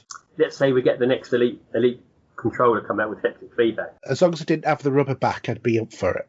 Yeah. Yeah, I mean, I'm quite content with what I've got anyway, control-wise for that. Yeah. I have used my Elite controller a little bit, but my one's got a rubber sleeve around it now to protect the bubble of what happened with the original one. Hence, I never went down the second route because I wouldn't trust it, Yeah. On the Elite side of things. And the price, I mean, this Thrustmaster is running at about 160 quid. Yes. And the Astros are even more expensive. They're about 180. I mean, it's a lot of technology involved in that. Although they are used for Xbox and PC gamers, so they're obviously, obviously the hot mod swapping of the actual buttons, you can obviously take them apart even more than what they show on that picture that I've got. Yeah, but if I, sorry, this is great radio, folks, but if I show Steve now this picture of the C40 TR controller, you have a look at that. It's actually the same as the Thrustmaster in terms of what you can change around. I can see that picture. Yeah, but if you flick through some of the other pictures that are there, you can see that you can actually change the 3 sticks, the D-pad and the 2 analogues on that. And that's the PlayStation variety, but that's for the PS4, not for the PS5. Although you can use that controller for PS4 games. And you can also use the DualSense for PS4 games as well that you play on the 5. I don't like when I'm looking at the controller between the two here, I don't like that the bits where you can grip with your palm and your fingers going underneath the grip there. They seem a bit short. Paddles. They seem a bit short on the Astro. Sorry, on which part?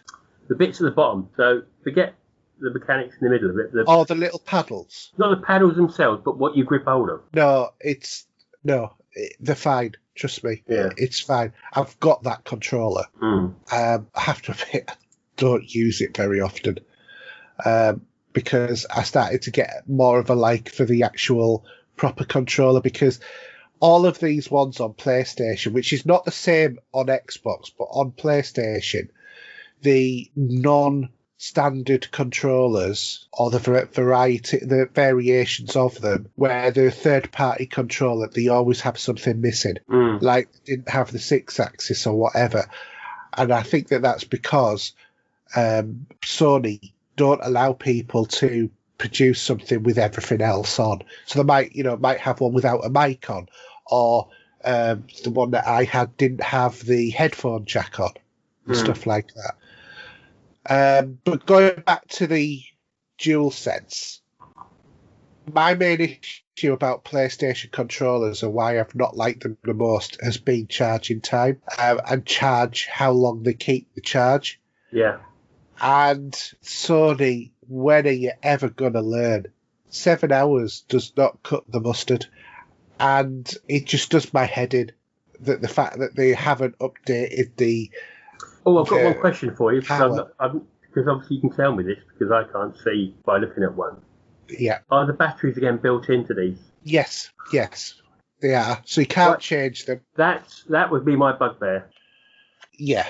Interestingly enough, I'm in another group on Facebook, and there was a long thread, like hundreds of people have replied to this, about which is best, the Xbox or the PlayStation controller, and people saying, have batteries that you put in the machine. So in other words, you'd rather be tethered to a console by a bit of string. Do you know what I mean? It's just but I mean, in terms of that, there's fors and against with both of them. But for me, ideally, for the PlayStation, what would make the PlayStation controller better would be the idea that you could have the idea of a plain charge kit with a battery like they have that would fit inside it, and you could then manage it. Yes, or just the ability that you could, that they had the ability to open up the battery compartment, and then, I know that they don't use AA batteries, and they use more like phone sort of batteries, but if you wanted to, you could upgrade that to, twice as powerful, longer lasting battery. That would be what they should do. And it wouldn't really take them that much to design that into it. No. So that's my main gripe about the controller, because otherwise, the controller lasts about 7 hours, but for games, if you're using a lot of haptics or whatever, that might go down to 5 or 6. So, then you're going to be tethered. And I know people are going to say, well, how long, who plays for 5 or 6 hours or more in a day? Well, some of us do. Yeah. If you get the opportunity, the wife and the family going out, or away for the weekend, you will be on there for probably quite a long time. So, yeah, it's, I don't know. Controller's a very personal thing. Very personal thing. I really, really like the new controller. My one flaw in it is the battery. So, moving on, Spider-Man, the Miles Morales version. So, if you're a fan of the Insomniac game from previously, you're just going to love this, because I think this was originally intended as being like a DLC for the original Spider-Man. The game's really quite short for the story, evidently around about 8 hours. Which for a full price game, if you get the Ultimate Edition as well, you'll also get the original game. But for just that 8-hour campaign, it's a lot of money. There are lots of other side things for you to be able to do as well, just like on the other Spider-Man game. There are a lot of new moves because you've got the Venom Punch and all of the Venom abilities on this one, which are really good fun to do. It's switched up the gameplay in that sort of respect, and there's also loads of collectibles. You can get loads of different Spider-Man suits. Evidently, you have to go in a New Game Plus to be able to max out everything on this as well, so I don't think you're going to be able to max it out on one playthrough. No. The main thing, though, is the level of detail that the PS5 brings to this. This is where I think at the moment, if you're going to talk games for either console, I think Gears is innovation to bring it a bit, to give you something to maybe say, look, wow, look at that, compared, I suppose, the same space that Sony PlayStation, I suppose this, I don't know about Valhalla, but obviously you haven't got it on there, but the level of detail in this is a showcase for the PlayStation 5. Yeah. Oh, it definitely is. And, I mean, did you actually zoom into that picture? I did, yes, I did. And I could see the level of detail on the knitting of the outfit. Yeah, and I'll tell you what, that picture didn't even go down as far as the actual screen does, because you can zoom right in on there. Yeah. My God, it is amazing. You can see stitching in the suits, and even errors where the stitching is, where they've put it. I mean, you don't need to. Theoretically, you don't need to look that far detail, because that's what you're looking at. But just the whole level of detail of the game, what you're looking at in a whole. But when you're going through New York, and you're looking at the city, it looks absolutely amazing. I mean, really, really amazing. It's a beautiful looking game. It's got a great story. It's got good haptic feedback that's not over the top either. That's another good thing. It's got a sensible story that explains why Miles' Spider-Man, as opposed to Peter Parker's one, is doing all of the fighting, or why they don't team up. So, it's not like you sat there thinking, why have they suddenly lifted Miles out of the universe that he was in and plonked him into one where the other Spider-Man doesn't exist, because he does. So there's, it's well thought out in that sort of respect, but sometimes I just want to have a, swing around the city and just, look at some of the sights. And you're a bit of a swinger, are you? Yeah, a bit of a swinger. But it's great just, getting around the city, doing all of the moves, all of that sort of stuff that you do as, when you play the Spider-Man game. Because it's just absolutely fantastic like that. And obviously there's a photo mode as well, which gives lots of different options for taking pictures. Mm-hmm. But it's just, wow, that level of detail in the game. And I mean, to the point of it's almost straining to the eyes, the level of detail. It's like when I was playing Astro's gaming room, I mean, you wouldn't believe that would have high detail. But in terms of like his face and the detail in his face, in terms of like the blockiness of his eyes and stuff like that, is all there because obviously it's a computer screen for a face. Even the level of details in that, and my son actually said it's actually, when he was playing it, he said it's actually hurting my eyes to play the game when I'm looking at his face because it is sort of like, wow, that is super concentrated detail. And then you go down to the other end where you got bug snacks, which the only way I can describe this is it's sort of like an alternative sort of, it's like a mixture of Banjo-Kazooie meets Viva Pinata in a Sony world. It's probably the only way I can really describe this game. I'm not the target audience for it. This is more for kids. Where you've got to capture certain types of bugs for other creatures to eat, other characters. And to do that, you either have to lay traps or you have to, have things to attract the attention or distract these creatures' views and all of that sort of stuff. And it's all very interesting, but I thought, this isn't for me.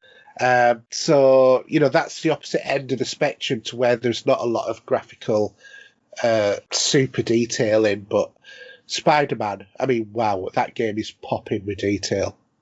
Really worth, I would say, whether I say it's worth the investment at full price, I would maybe hold off until it's in a sale if you're not so struck on Spider-Man. Spider-Man was always my favourite superhero when I was a kid, so I normally pop straight onto anything Spider-Man new that comes out. So yeah, that's what I think about the PS5 stuff. So some good stuff, some bad stuff, but it's a great console. Both of them are great consoles. I think that the raw power is with the Xbox, but I think that the finesse is with the PlayStation. So it'll be interesting to see how that pans out later on.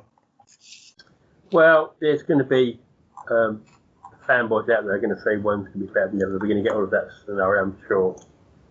Yeah. Not that I listen to anymore, because I probably don't, but everyone's pretty pleased with their new consoles, I'm sure, and what we're seeing online are probably a few and far between issues anyway. Yeah, and I think that they're over-exaggerated, but what is quite nice is that there's less of the fanboyism this time, and it's just like we've all got our new consoles. I mean, I know, say, the issues with the database issues, and I think there was one of the guys on Facebook's got a couple of issues with his PlayStation 5, isn't he? Yeah. Which he hasn't resolved by the looks of it, but hopefully they're just few and far between at the end of the day. I'm sure if it's things like database issues or whatever, that's quite clearly something that they're going to be able to deal with a patch. If it's losing the building of the database, that's a patching issue. They've got to sort out how to patch it first, haven't they? Yeah. Get it sorted. Yeah, exactly. Cool. Any more? No, but before we go on to the movies, TV and streaming, should we just hear from Trafford99? Hi guys, this is Trafford. Congratulations on 100 episodes and thank you for all the hours of entertainment you've provided. All the best for the future. Keep going. Bye. Okay, thanks for that, Ian. Appreciate that. It's Ian, isn't it? You mean Matthew? Matthew, sorry. Sorry. You know me, I'm cuckoo most of the time. So, okay, so shall we move on to movies, TV and streaming, which will be a bit thin this week, I feel. But anyway, let's go.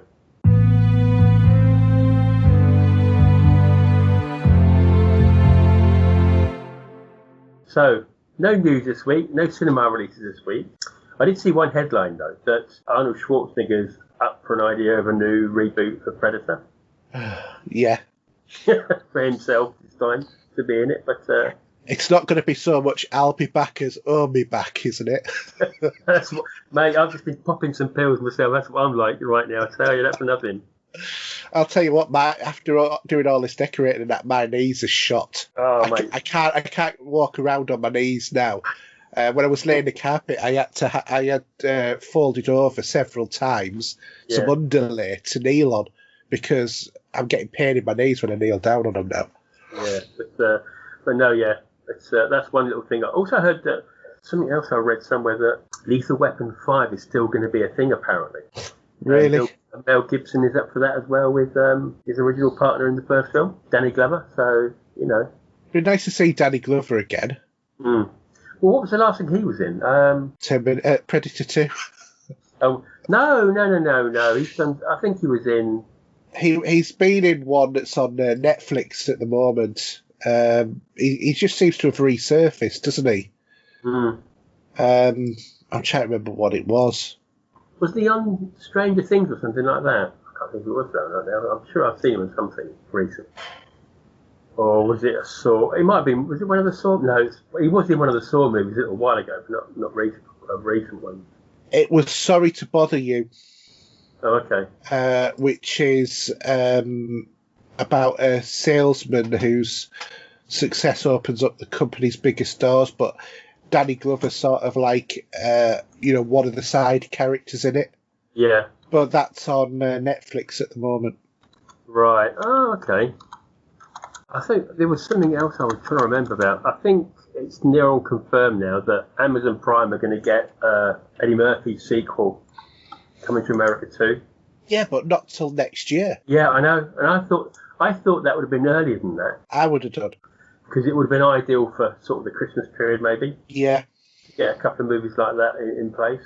But no, apparently not. I mean, I think Scream 5 is still in production at the moment. And Dexter is got a director for the first few episodes as well, for that TV show. Having a little bit. That's going to be set 10 years later, apparently. Right. From the last episode. So, a few things in the work. We're still waiting to hear about Bond. I mean, that's going to be probably an ongoing thing until we get it confirmed. If not, we're going to get that on VOD or not. Yeah. Danny Glover's been in quite a few things recently. He was in Jumanji, The Next Level. That's where I'd see. That was the one I was thinking about. Yes, of course it was. Yeah. Mm. A lot of the stuff that he seems to have been in, though, seems to be stuff that doesn't really hit our radar. No. More the sort of like, well, by the look of it, made for a TV sort of movies. Mm. Although there was one that I was looking at there. Where is it? The Dead Don't Die. Okay. Which trying to remember what that one was. That's the one with Bill Murray and Adam Driver about a zombie horde, and I think that's on Netflix at the moment. Yeah, I think zombies are getting a bit of a hard time right now for newer stuff. Yeah. I think it's had its time for a bit. Mm. But need to go back to vampires. Yeah, let's have some more Dracula movies out and stuff like that. Yeah. That's what I prefer. Anyhow, so if we go to Blu-ray DVD releases... Shall I do those? Yeah, you can do. Fire away. Yeah. There's only two real ones of note, and that is Parasite is available on 4K, Blu-ray, and also Steelbook as well. And evidently there's a black and white version of it to go with that as well. And then the other one, which should be arriving for both of us tomorrow, is the Total Recall Collector's Edition 4K Blu-ray or the 4K Blu-ray Steelbook or Blu-ray and DVD. Yeah, and that, at the moment, I've not had a shipping email yet. I'm looking on mine and it's saying arriving tomorrow. Does it? Oh, let me have a look. Is that on Zavi, is it? No, Amazon. I think mine was with Zavi because I got the bigger version, should we say? All right. Well, if it's anything like the, I've got the big version, collector's edition. Yeah. Yeah, because I forgot I'd ordered it, and I thought, right, well, I'll just get the Steelbook off this one, and then I checked on, and it came up with two things arriving on Monday, on Friday. And they were both Total Recall, the Steelbook and the full collectors. So I cancelled the Steelbook. Yeah, so my anniversary collection, which is the 5-disc one, Yeah. says it's coming on the 23rd still. Well, mine's coming tomorrow, Well, it's which is the estimated. 23rd. We know. I mean, Amazon are pretty good with Blu-ray anyway. Yeah, I hate to tell you, but if it's still same processing. Let's have a look. I go back one. Because if that doesn't say shipped, it's not coming tomorrow. I can tell you that now. It's still processing, but that's all right. It can wait. I'm not in a hurry. I know the film inside out anyway, but yeah, so do I. Is it, that link I've just sent you? Is that the one that you're getting? I'm going to have a look now. Yes, it is. Mm.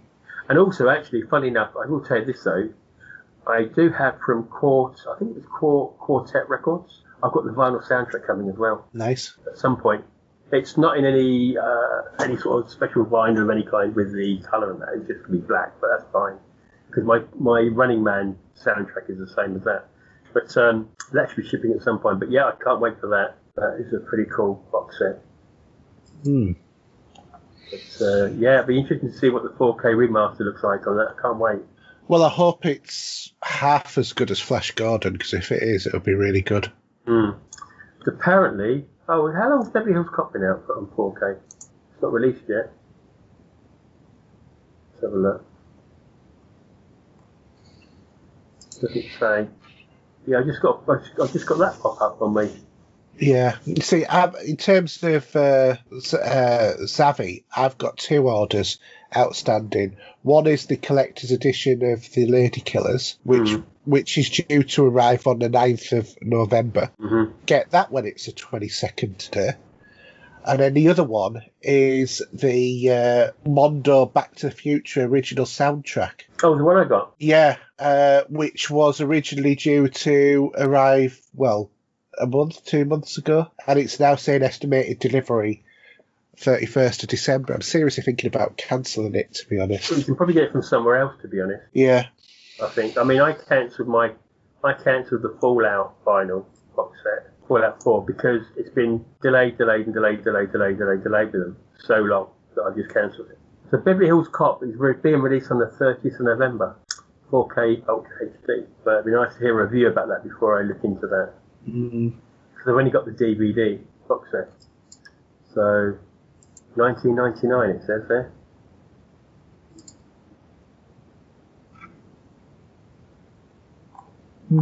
So, interesting. Yeah, definitely. So, I will say though, Parasite is one of my favourite films from winning the Oscars. That was last year, wasn't it? The Oscars, wasn't it? It was. One. This year, wasn't it? March, they won it, didn't it? It was this year, wasn't it? Yeah. Fantastic movie. Anyone that can sit through a film with subtitles, I strongly recommend that one. Whether or not I've just got the Blu-ray, but that looks fantastic anyway. But it's an intriguing story. And from the title, it may be a bit confusing because you're thinking it's a bit of a sci-fi film, aren't you, from that Parasite title? Yeah, but it's not. I don't say so, but it's a fantastic film, though. Really good story. Really, it's got some great comedy elements to it. And what that family go through and what they do is just hilarious in some places as well. But yeah, well worth seeing. I thoroughly recommend it. Okay, I'll do the charts then, which are a bit interesting this week. So down from 4 to 5, we got Star Wars: Rise of Skywalker. Up from 5 to 4, we got Harry Potter: The Complete Collection. Why not this is in here? Because I'm going to win to this. In at 3, Champions League football with Liverpool. In at 2, new we got Mulan, and from 45 to 1 we got Star Wars Episode 7, The Force Awakens. Yeah, I'm not really sure why the picture that they had of it was Top Trumps though. I thought that. Yeah, doesn't that look a bit odd? Yeah, it does. But, it does. They've obviously put the wrong graphic in on the website. Yeah, that is just mental, isn't it? I don't know where you picked that up from. Just a normal place that I always pick up from, so they've done a bit of bad editing on the website. Oh, okay. But I don't think, is there anything else, any other movies you wait to come out now? Just the Bond movie. But what about Black Widow, but nothing really to purchase. I think it's all going really, really quiet. I think that's why they're bringing out all of these sort of like not Back to the Future. Well, Back to the Future and Total Recall because there is a dearth of movies that are interesting to actually to buy. I tell you what I'd like to have at some point is Top Gun in 4K. Yeah, I'm sure that one will come. It's out already. Yeah. At the moment.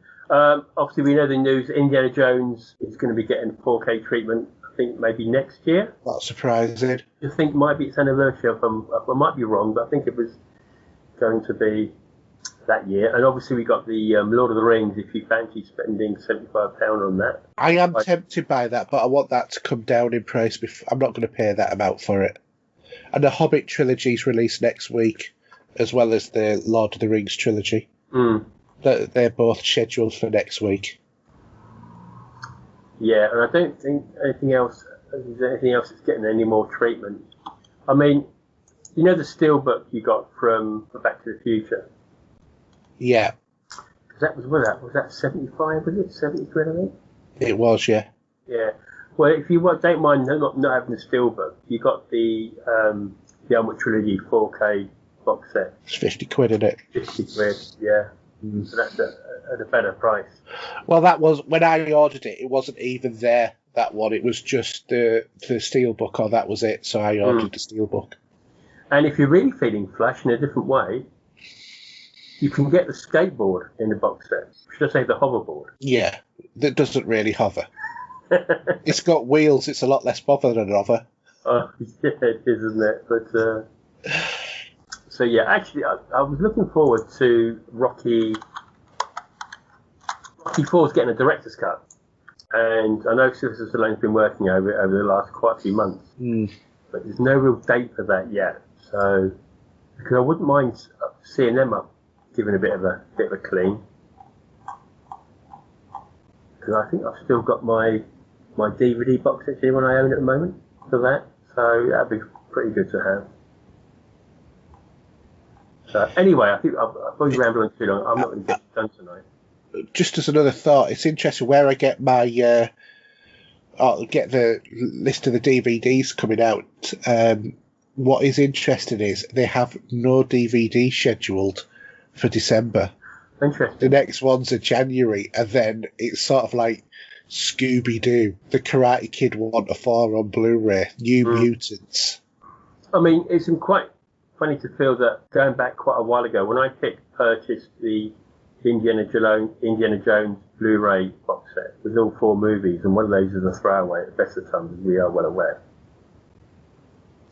That's going now for £11.98. Yeah. The next big purchase for me in terms of Blu-ray, I think, is going to be in what's the date? 25th of January, because it's Star Trek Picard Season 1 Steelbook 4K Blu-ray. Oh, okay. You're up for that then? Oh yeah. Well, I own every Star Trek, so I'm going to own Picard as well. Yeah. Yeah, that let me down a little bit, but we're not here to go on about that. But you know, yeah, there's a few wish lists still that I'd like to see, including Star Trek: The Motion Picture and also Star Trek 2 as well. Star Trek: The Motion Picture Director's Cut. Yeah, which is something we're all crying out for. But yeah, because I think the biggest one this year was probably Jaws coming out in 4K, which is a brilliant print, I must say, for those that like myself. So anyway, quickly then, what have you been watching? Same as last week, because I've been busy with both the new consoles, so I've been watching The Mandalorian and Star Trek Discovery. In terms of The Mandalorian, it was quite an interesting episode this week. It seems, I was just saying, it seems to be one of those ones that sort of you thought was just going to be like a bit of a tongue-in-cheek episode, and then it suddenly moved the plot on in the last 15 minutes. But you didn't get to see a certain person from a certain other Star Wars show that you were pretty sure you were going to get to see this week, because the Mandalorian did a bit of a detour to get his ship fixed. Yeah. But actually though, this week, that episode was directed by Carl Weathers, apparently. Great man. I really need to put some time into that show. Yeah. And in terms of Disco, on Star Trek Discovery... Yeah, I'm a couple behind still at the moment, so be careful what you say. Right, okay, well, all I can say, where are you in the story? So they went somewhere to see, they saw the flag of the Federation on that hologram. Well, that was the first episode, was the guy dropping the flag. Was it? You sure? No, I've seen more than 4. I've seen about 4. I'm 2 behind. Right, so have they been back to Earth? No. Right. Yes. No. Right, if you're saying... Yes, they have. They have. Yeah, they because sat that was around the tree. episode That 3. was it. They sat around the tree. Right, is that the last one you've seen? Yeah. Right, okay. Doesn't seem like Mazzeli sat around the tree. The tree was because that's where Starfleet were, theoretically at the time, would have been. In San and it was a tree that they stood under 1,000 years beforehand. Yeah. Right, so, okay. That's it. You don't say anything else. That's fine by me. Moving on. All I can say is they're in the 32nd century, and in terms of that, the Discovery has had an upgrade. Right, okay. You can just say it's moving on nicely. Okay, thank you very much for that, Haydn. Yeah. Moving on. I haven't really watched a lot this week, but every time I've been going in the front room, the missus has been watching The Crown. And if you live under a rock and don't know what The Crown is a Netflix show going through the history with our monarchy with the Queen. Mm. And I don't know, have you watched any of it at all? Have you seen any of it? The missus told you watched it? The missus hasn't watched it, and I have very little interest in it. But I will say I'm very interested in this season at the moment. Reason being because it's Margaret Thatcher and Diana and all of that. Yeah, that's when I remember most about the royals as such, with all the scandals, with what happened to Diana, Prince Charles. But I will just say though that Margaret Thatcher is superb. And it was a blink, and the missus looked at me and said, "Who's that?" And I went, Gillian Anderson. Oh my God, it's Gillian Anderson out of the X-Files. Yeah. But you honestly got to watch a little bit just to see what she's like. She is superb. Yes. Absolutely brilliant. I mean, this show is doing really well in America because they do love our monarchy, and it's very well put together. And yeah, very interesting, I must say. You know, I may actually sit down and watch more of that myself, just for curiosity, for reliving what that all happened. I mean, I think the season that's on at the moment won't go into the full story with Diana. I know it's gone up as far at the moment with some of the affairs that were going on and stuff like that. But she didn't die until I think about 96 when she died. Princess Diana did. Yeah, it was much later, wasn't it? So I've got a funny feeling that would then be in the next series. So there's only about 10 episodes for The Crown. From what I've seen, I know the missus has nearly finished it, so I don't think. And also, the woman playing the Queen, I won't remember her name straight out in a minute. Olivia Colman, that's it. She's great. She's a great actress. She was suggested as being like the first female Doctor Who before, obviously, it went to someone else. But yeah, her name was in the ring. But it's funny. I mean, you can see her playing the Queen. She's playing it really well. But then in the back of my head, I keep thinking of Hot Fuzz when she was playing the policewoman in that. But yeah. No. See, I don't think of her as there. I think of her as Peep Show. Okay. Do you remember Peep Show? Yeah, bits of it, yeah. Yeah, with Mitchell and Webb. Yeah. But Olivia Colman, hair strap boobs to her when she was doing, and she's got that Bristol accent there with the Farber and all that. So, you know, brilliant. Anyway, anything else you think about? No? That's it? No, that's it. So, should we swiftly move on to listeners' questions? Yep.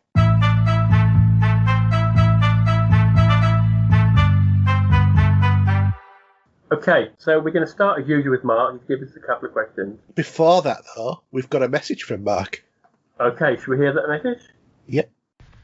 Hi everyone, it's Mark. I just wanted to say a big congratulations to Haydn and Steve for reaching 100 shows, and thanks for all the effort you've put in the last year or two. What a week to reach that milestone as well with the launch of the new consoles. Hope you're all enjoying them, and long may it continue. Thank you. Okay, great. Thanks for that, Mark. Appreciate that. Thank you very much. Okay, so his first question is, what has been your best game for the last 100 shows? Wow. There's a question. When I'm trying to think now, I a bit of information on this to work that one out? The last 3 years, basically. Oh, God. Can you think of a game? Assassin's Creed Odyssey. Fallout 4? Yeah. Deadly Silence from Haydn. Then. Yeah. Well, I knew it would come out from you. I know, noticing that complete bereft of Fallout 76. No, we don't talk about that one, do we? I need to go back to that from point. No, it's not the same thing. Yeah, need to uninstall it off your hard drive, Steve. Well, it's on it's on one of my hard drives in the other room, so it doesn't matter too much to stay there. So I do like to play Fallout 4. I'd like to get, if that ever got an upgrade as well, 4K, singing all dancing, I'd go back and give that another go. Yeah. For sure. Okay, second question. Can you think of any other ones? Because, other than Destiny and... Well, I've been playing Destiny for about over 5 years now, haven't I? Yeah, I know, but you could have said Destiny 2, couldn't you? No, because it's one game, really, isn't it? One continuation, yeah. Yeah, it is, isn't it? Yeah. I'm trying to think. I can't think of... I just can't think of anything. I should have pre-looked this, obviously, but, like the world is. Well, I mean, what about the Forza games? Because you quite liked those, didn't you? They always played pretty well. Also, we've had the latest Tomb Raider games over the last 4 years, maybe now, isn't it? Because I think that was when we had the first one with the reboot. I think that was one hell of a. So what are we going? 2017? Yeah. How about Diablo 3? That was well before then. I suppose I don't know what console version was. No, console version was well before then as well. Was it really? I'll tell you another one. Hellblade, Senua's Sacrifice. Yeah, that really floated your boat, didn't it? Oh, fantastic game. Loved it. I've played it on every format that it's available on. Yeah, I'm trying to think. I mean, I'm just looking on the IGN page. It doesn't really scroll down a proper list here. But yeah, I think... Did you ever complete Hellblade? I don't think I did. It'd be worth going back to that because it's not a massively long campaign. I had it done in less than 7.5 hours. Yeah. Another game, mate, actually, I'll give it a full mention. Yeah. It was a game I actually did finish, and I played I probably played about 99 hours on it, I think. That's Persona 5. Yes. That is one hell of a game. And do you know what? Persona 5 is actually, I've got on my PS5 ready to play because it was part of the PS Plus collection. Yeah, I don't think it would float your boat, though. I'm not really sure if it would or not. No. Well, you like Catherine as well, and I didn't like that. Yeah, I mean, yeah. But forget how Catherine works for gameplay with at night time with the pillow and the puzzles. Yeah. This isn't like that, though. But it's still one of my favourite games from that year it came out. I think it was my number one game. How about Inside? That was a very good indie game. I did enjoy that.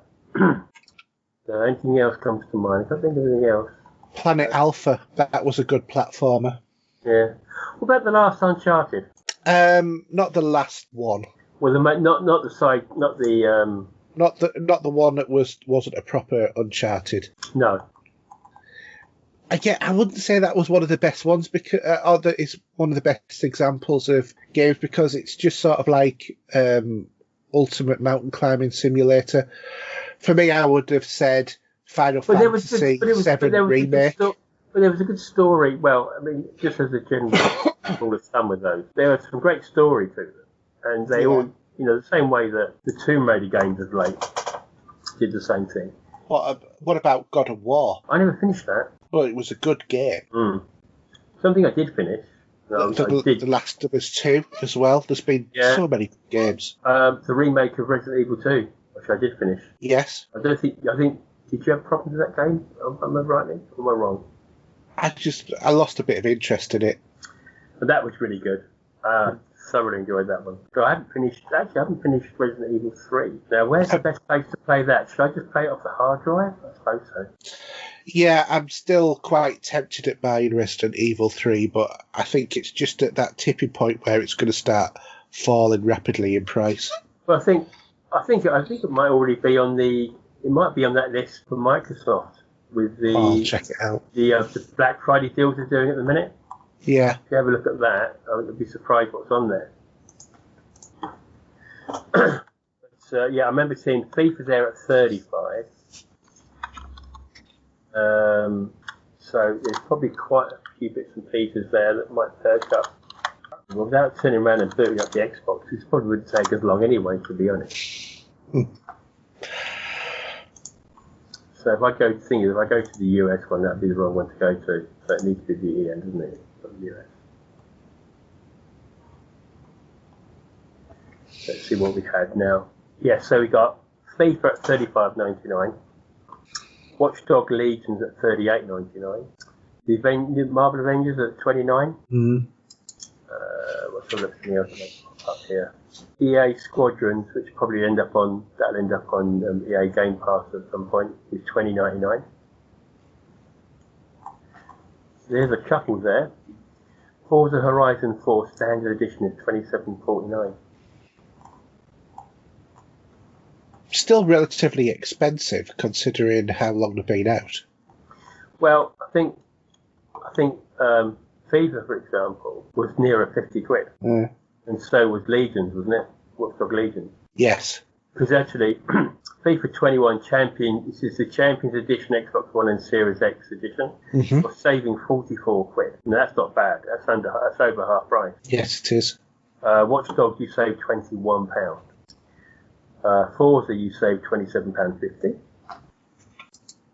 So, yeah, just a few there to see. Anyway, do you want to go on to the second question for Mark? Yep, so my second question is, has starting your own podcast gone how you would expect it to, and would you do it over again? I don't know. Will we do anything differently? I don't think so. I think we've tried a few different avenues, haven't we? With how this works. Yeah. I think that the main thing for us is that sort of like life and time has got in the way for us. And I think the Big Boys podcast, should we say, it's through work, isn't it, as well, a lot of it. Mm-hmm. When we have real life jobs which take up the bulk of our time. Obviously, at the moment, the world's a different thing at the moment. But we try to get one out each Sunday. I know sometimes it's a little bit difficult, and I think people are very much okay with that. Yeah. If we had more time, we could do more shows. But again, that's, my work role's changed slightly. Excuse me. You've had another house to deal with, for example. Yeah, that's taken a lot of my time. So yeah, but I can't believe it. I can't believe it's been 3 years though. No, it's amazing, isn't it? It doesn't feel that long. Yeah. I mean, we maybe still make mistakes. We still ramble through sometimes, but we're just human beings, really, aren't we? With this. Exactly. I mean, it's always supposed to have been like listening to your friends talk about games or movies or whatever. That's what the show's always been sometimes, about. As much as there is a basis to the way the show's put together, but we'll just bring something in because we remember it. Do you know what I mean? And yeah, it's not set in stone like that. Like some podcasts are. No, I mean, if I could make this into a full-time job, I'd make it into a full-time job. It'd be brilliant. If you got paid what you got paid for your job, then yes. Yeah, I would do this all the time. Of course I would, because I enjoy doing it. I do it as a hobby. It's great that we get to talk more or less once a week on all of the things that we love. I think has it gone how I expected it? Yes, it has. Has it gone how I hoped? No, it hasn't. Maybe that's because I was dreaming of even bigger things.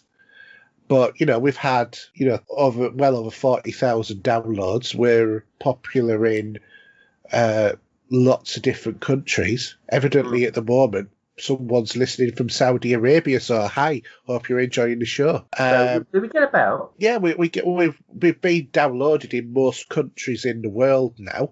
If not all, including, the poles. So, I think... Is that the South Pole or North Pole? Both. So I think that's, that's absolutely fantastic. As I always say to my wife, it's like, you might be the one who likes talking out with the two of us, but more people have heard my voice than yours. Which I think pees her off a little bit, but it's always good to pee your wife off a little bit. It is, isn't it? Yeah. It is, yeah. But for me, we're still on the same thing with this podcast that we were when we first started, which is what I want to make this do, because we commit a lot of time to this. You know, even just recording the show, adding 15 minutes to each end, and every show working out to be about 2.5 hours. That's 3 hours. Yeah. Yeah. We're past that now. Yeah. So that's when you work that out, 3 hours over 100 shows. That's 300 hours in 3 years at least, and that's just you and me. Then I've got an hour on top of that editing it, and then all of what we do to promote the show and stuff like that. What I want this show to be is just financially, self-standing. So, and for those people who have joined our Patreon, really thank you so much for joining our Patreon and maintaining on there, because it is so important that, that we do get people on there. We're still not, self-sustaining by a long way. We need 4 times what we've got on there to be self-sustaining. I would like to think at some point I would be able to recoup my investment in the show to get it launched. And then after that, what I want to be able to do is just to invest any excess in making the show better, whether or not that's competitions for the latest games or whatever, allowing us to maybe sample a broader range of games, all of that sort of thing. That's what I want. I want the show to grow. If we were able to be better. At the end of the day, everyone's spending their own money here, and it's not like we get games for free from different developers or stuff like that. Do you know what I mean? Yeah, I've had absolutely nothing for free from this show. This show has cost me a fortune in time and money. And over the last month, I wouldn't even like to guess.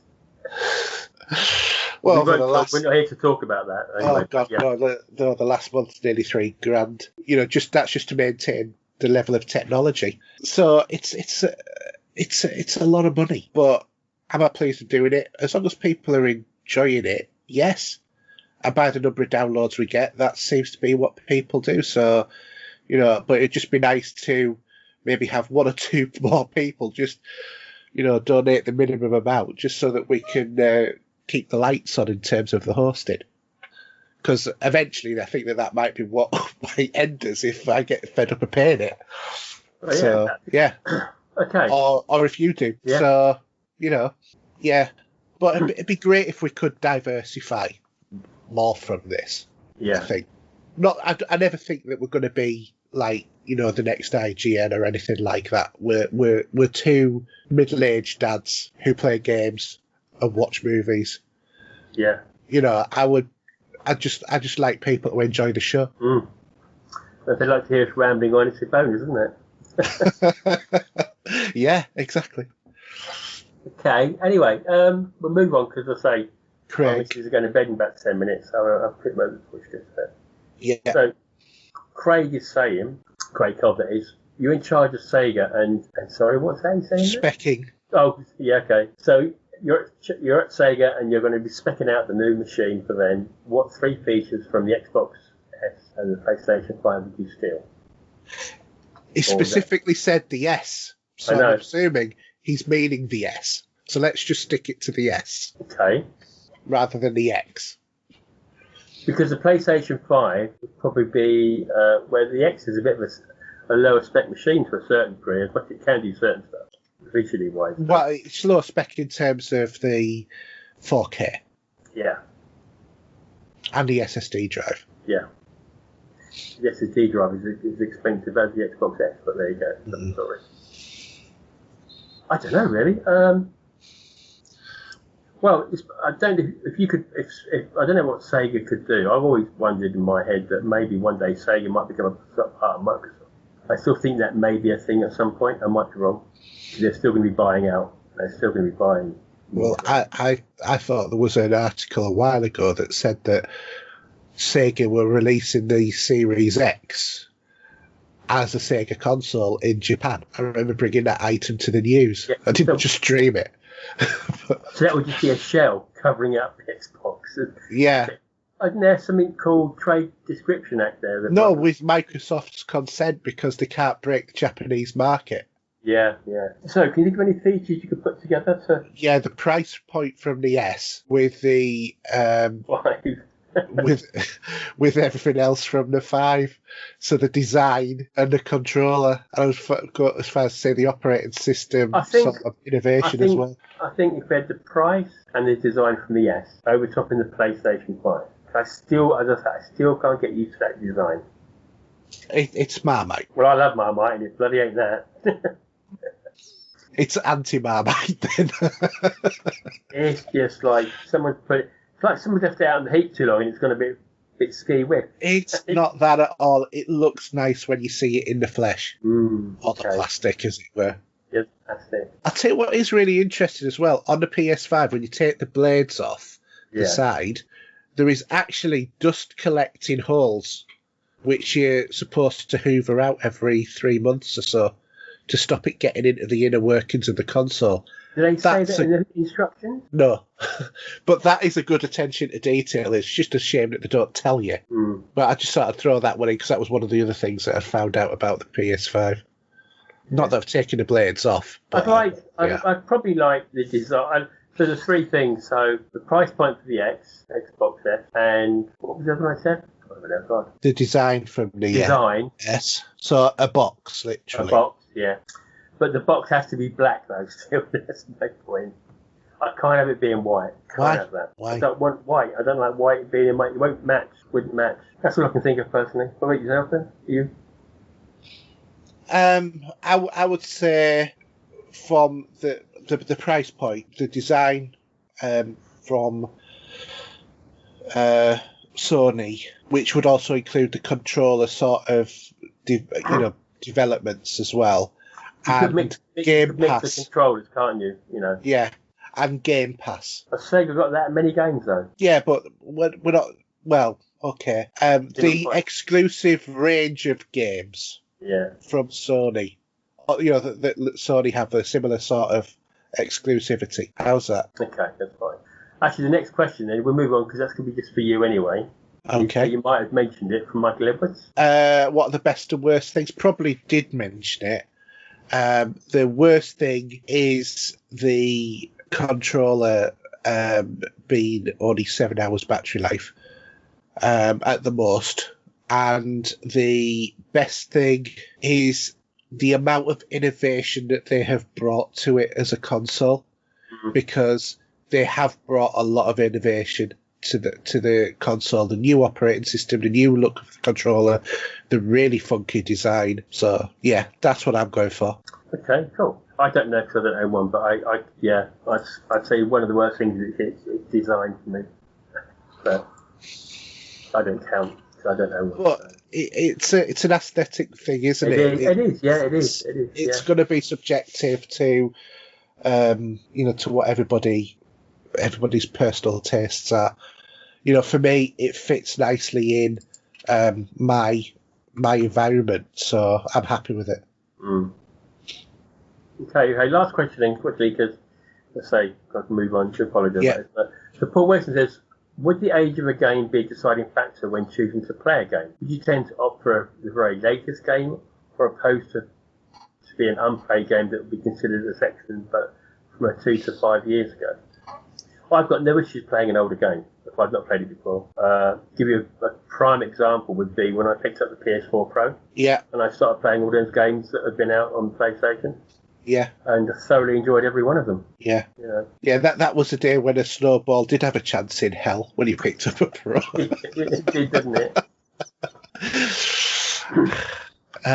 Yeah. I mean, I'd like to say that, I'm not just fixed on the most modern games, because I do talk about older games, like, for example, talking about the fact that I want to go back and play the Batman games again, because I haven't played those for a while.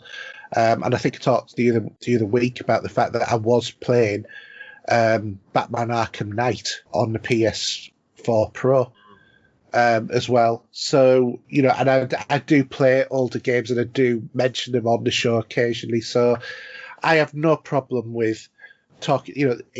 Gaming is a hobby, it's a passion, it's, you know, it's the same way. it's what you make it. It's the same with movies, though, because someone could suggest a film to me that I may have never wanted to watch, and that could be black and white, for all I know. Mm. And I've also got into a lot of foreign films, and I'm glad that they pointed me in that direction, and some of them are quite old as well. Same thing, really. Yeah. I mean, it doesn't matter what the film is, what the game is, whatever is, as long as you enjoy it. And part of that is about when we talk about it, about getting across how much we enjoy something. Mm. If we don't enjoy it, then we're a bit, yeah, it was all right. I don't want to talk about it much. Yeah, well, we all get like that sometimes. Yeah, we do. But if it's a new game, you feel like you want to still give them your point of view. Mm. And that again, it's a personal point of view. It's not because you've been given this for a review or. No, and even when, you know, in our previous life, when I did get review copies, if something was still naff, I would say it was naff. Yeah. You know, I'm not swayed by the fact that it's a review copy. It's I might have been given a copy of the game for free, and you have to take it under advisement of whether or not I'm saying. What I do try and do is say, if you like this sort of game, you'll probably like that. You know, just to try and put it in the context for people, because I think that's something that people can relate to. So, for example, if you've played the other Spider-Man game from Insomniac Games, you will enjoy Miles Morales' version of the game because it's just an innovation of the same thing. If you didn't enjoy it, you're not going to enjoy that game then, are you? Because it's, you know, treading the same sort of ground. Likewise, if you didn't enjoy Destiny 1, you're not going to enjoy Destiny 2. No, exactly. Yeah, so it's not rocket science at the end of the day. No. Okay. So it's 100 shows, mate. 100. Wait for the next 100. Yeah, it'd be interesting to see where we are then. Yeah, less we say about that, the better, really, I think. As long as you give me a good obituary when I'm 6 feet under, all right? You won't be 6 feet under when we get to the next 100 shows. Okay. That's only 3 years. That's true, yeah. If we go at the same rate as we have. Yeah. Even though, technically speaking, it's our 124th show. Yeah, that's but right. It's the 100th show in terms of the numbered series as opposed to specials and the side shows that we've done. Okay, so my brain wasn't ticking. So Twitter @Steve007, PSN is the real Steve007 or STEV007. Actually, my YouTube channel is called STEV007 as well. Instagram is Steve0764. That it really yourself? Everything for me is HERJ UK, PSN, Xbox Live, Steam, you name it, YouTube, all of that sort of stuff. Twitch, the lot. The only thing that isn't is the Epic Game Store, which is then Pop Culture Gamers. If you want to email the show, you can email podcast@popculturegamers.co.uk. You can join our Facebook group. You can go to our Facebook page, just look for Pop Culture Gamers there. We've also got our website, popculturegamers.podbean.com. On Twitter, we are Pop Culture Gamer, so don't put the S on because we're not allowed that many characters in a name. And other than that, if you want to really support the show, then you can do so by going along to our Patreon and subscribing to one of our different tiers. So last year, but what we're going to say, thanks for listening to 100 shows, or 120 odd one shows now. Yeah. And hope you will continue to listen to another 100 or so. Indeed. So it's a good night from me. And it's a good night from him. Good night. Good night.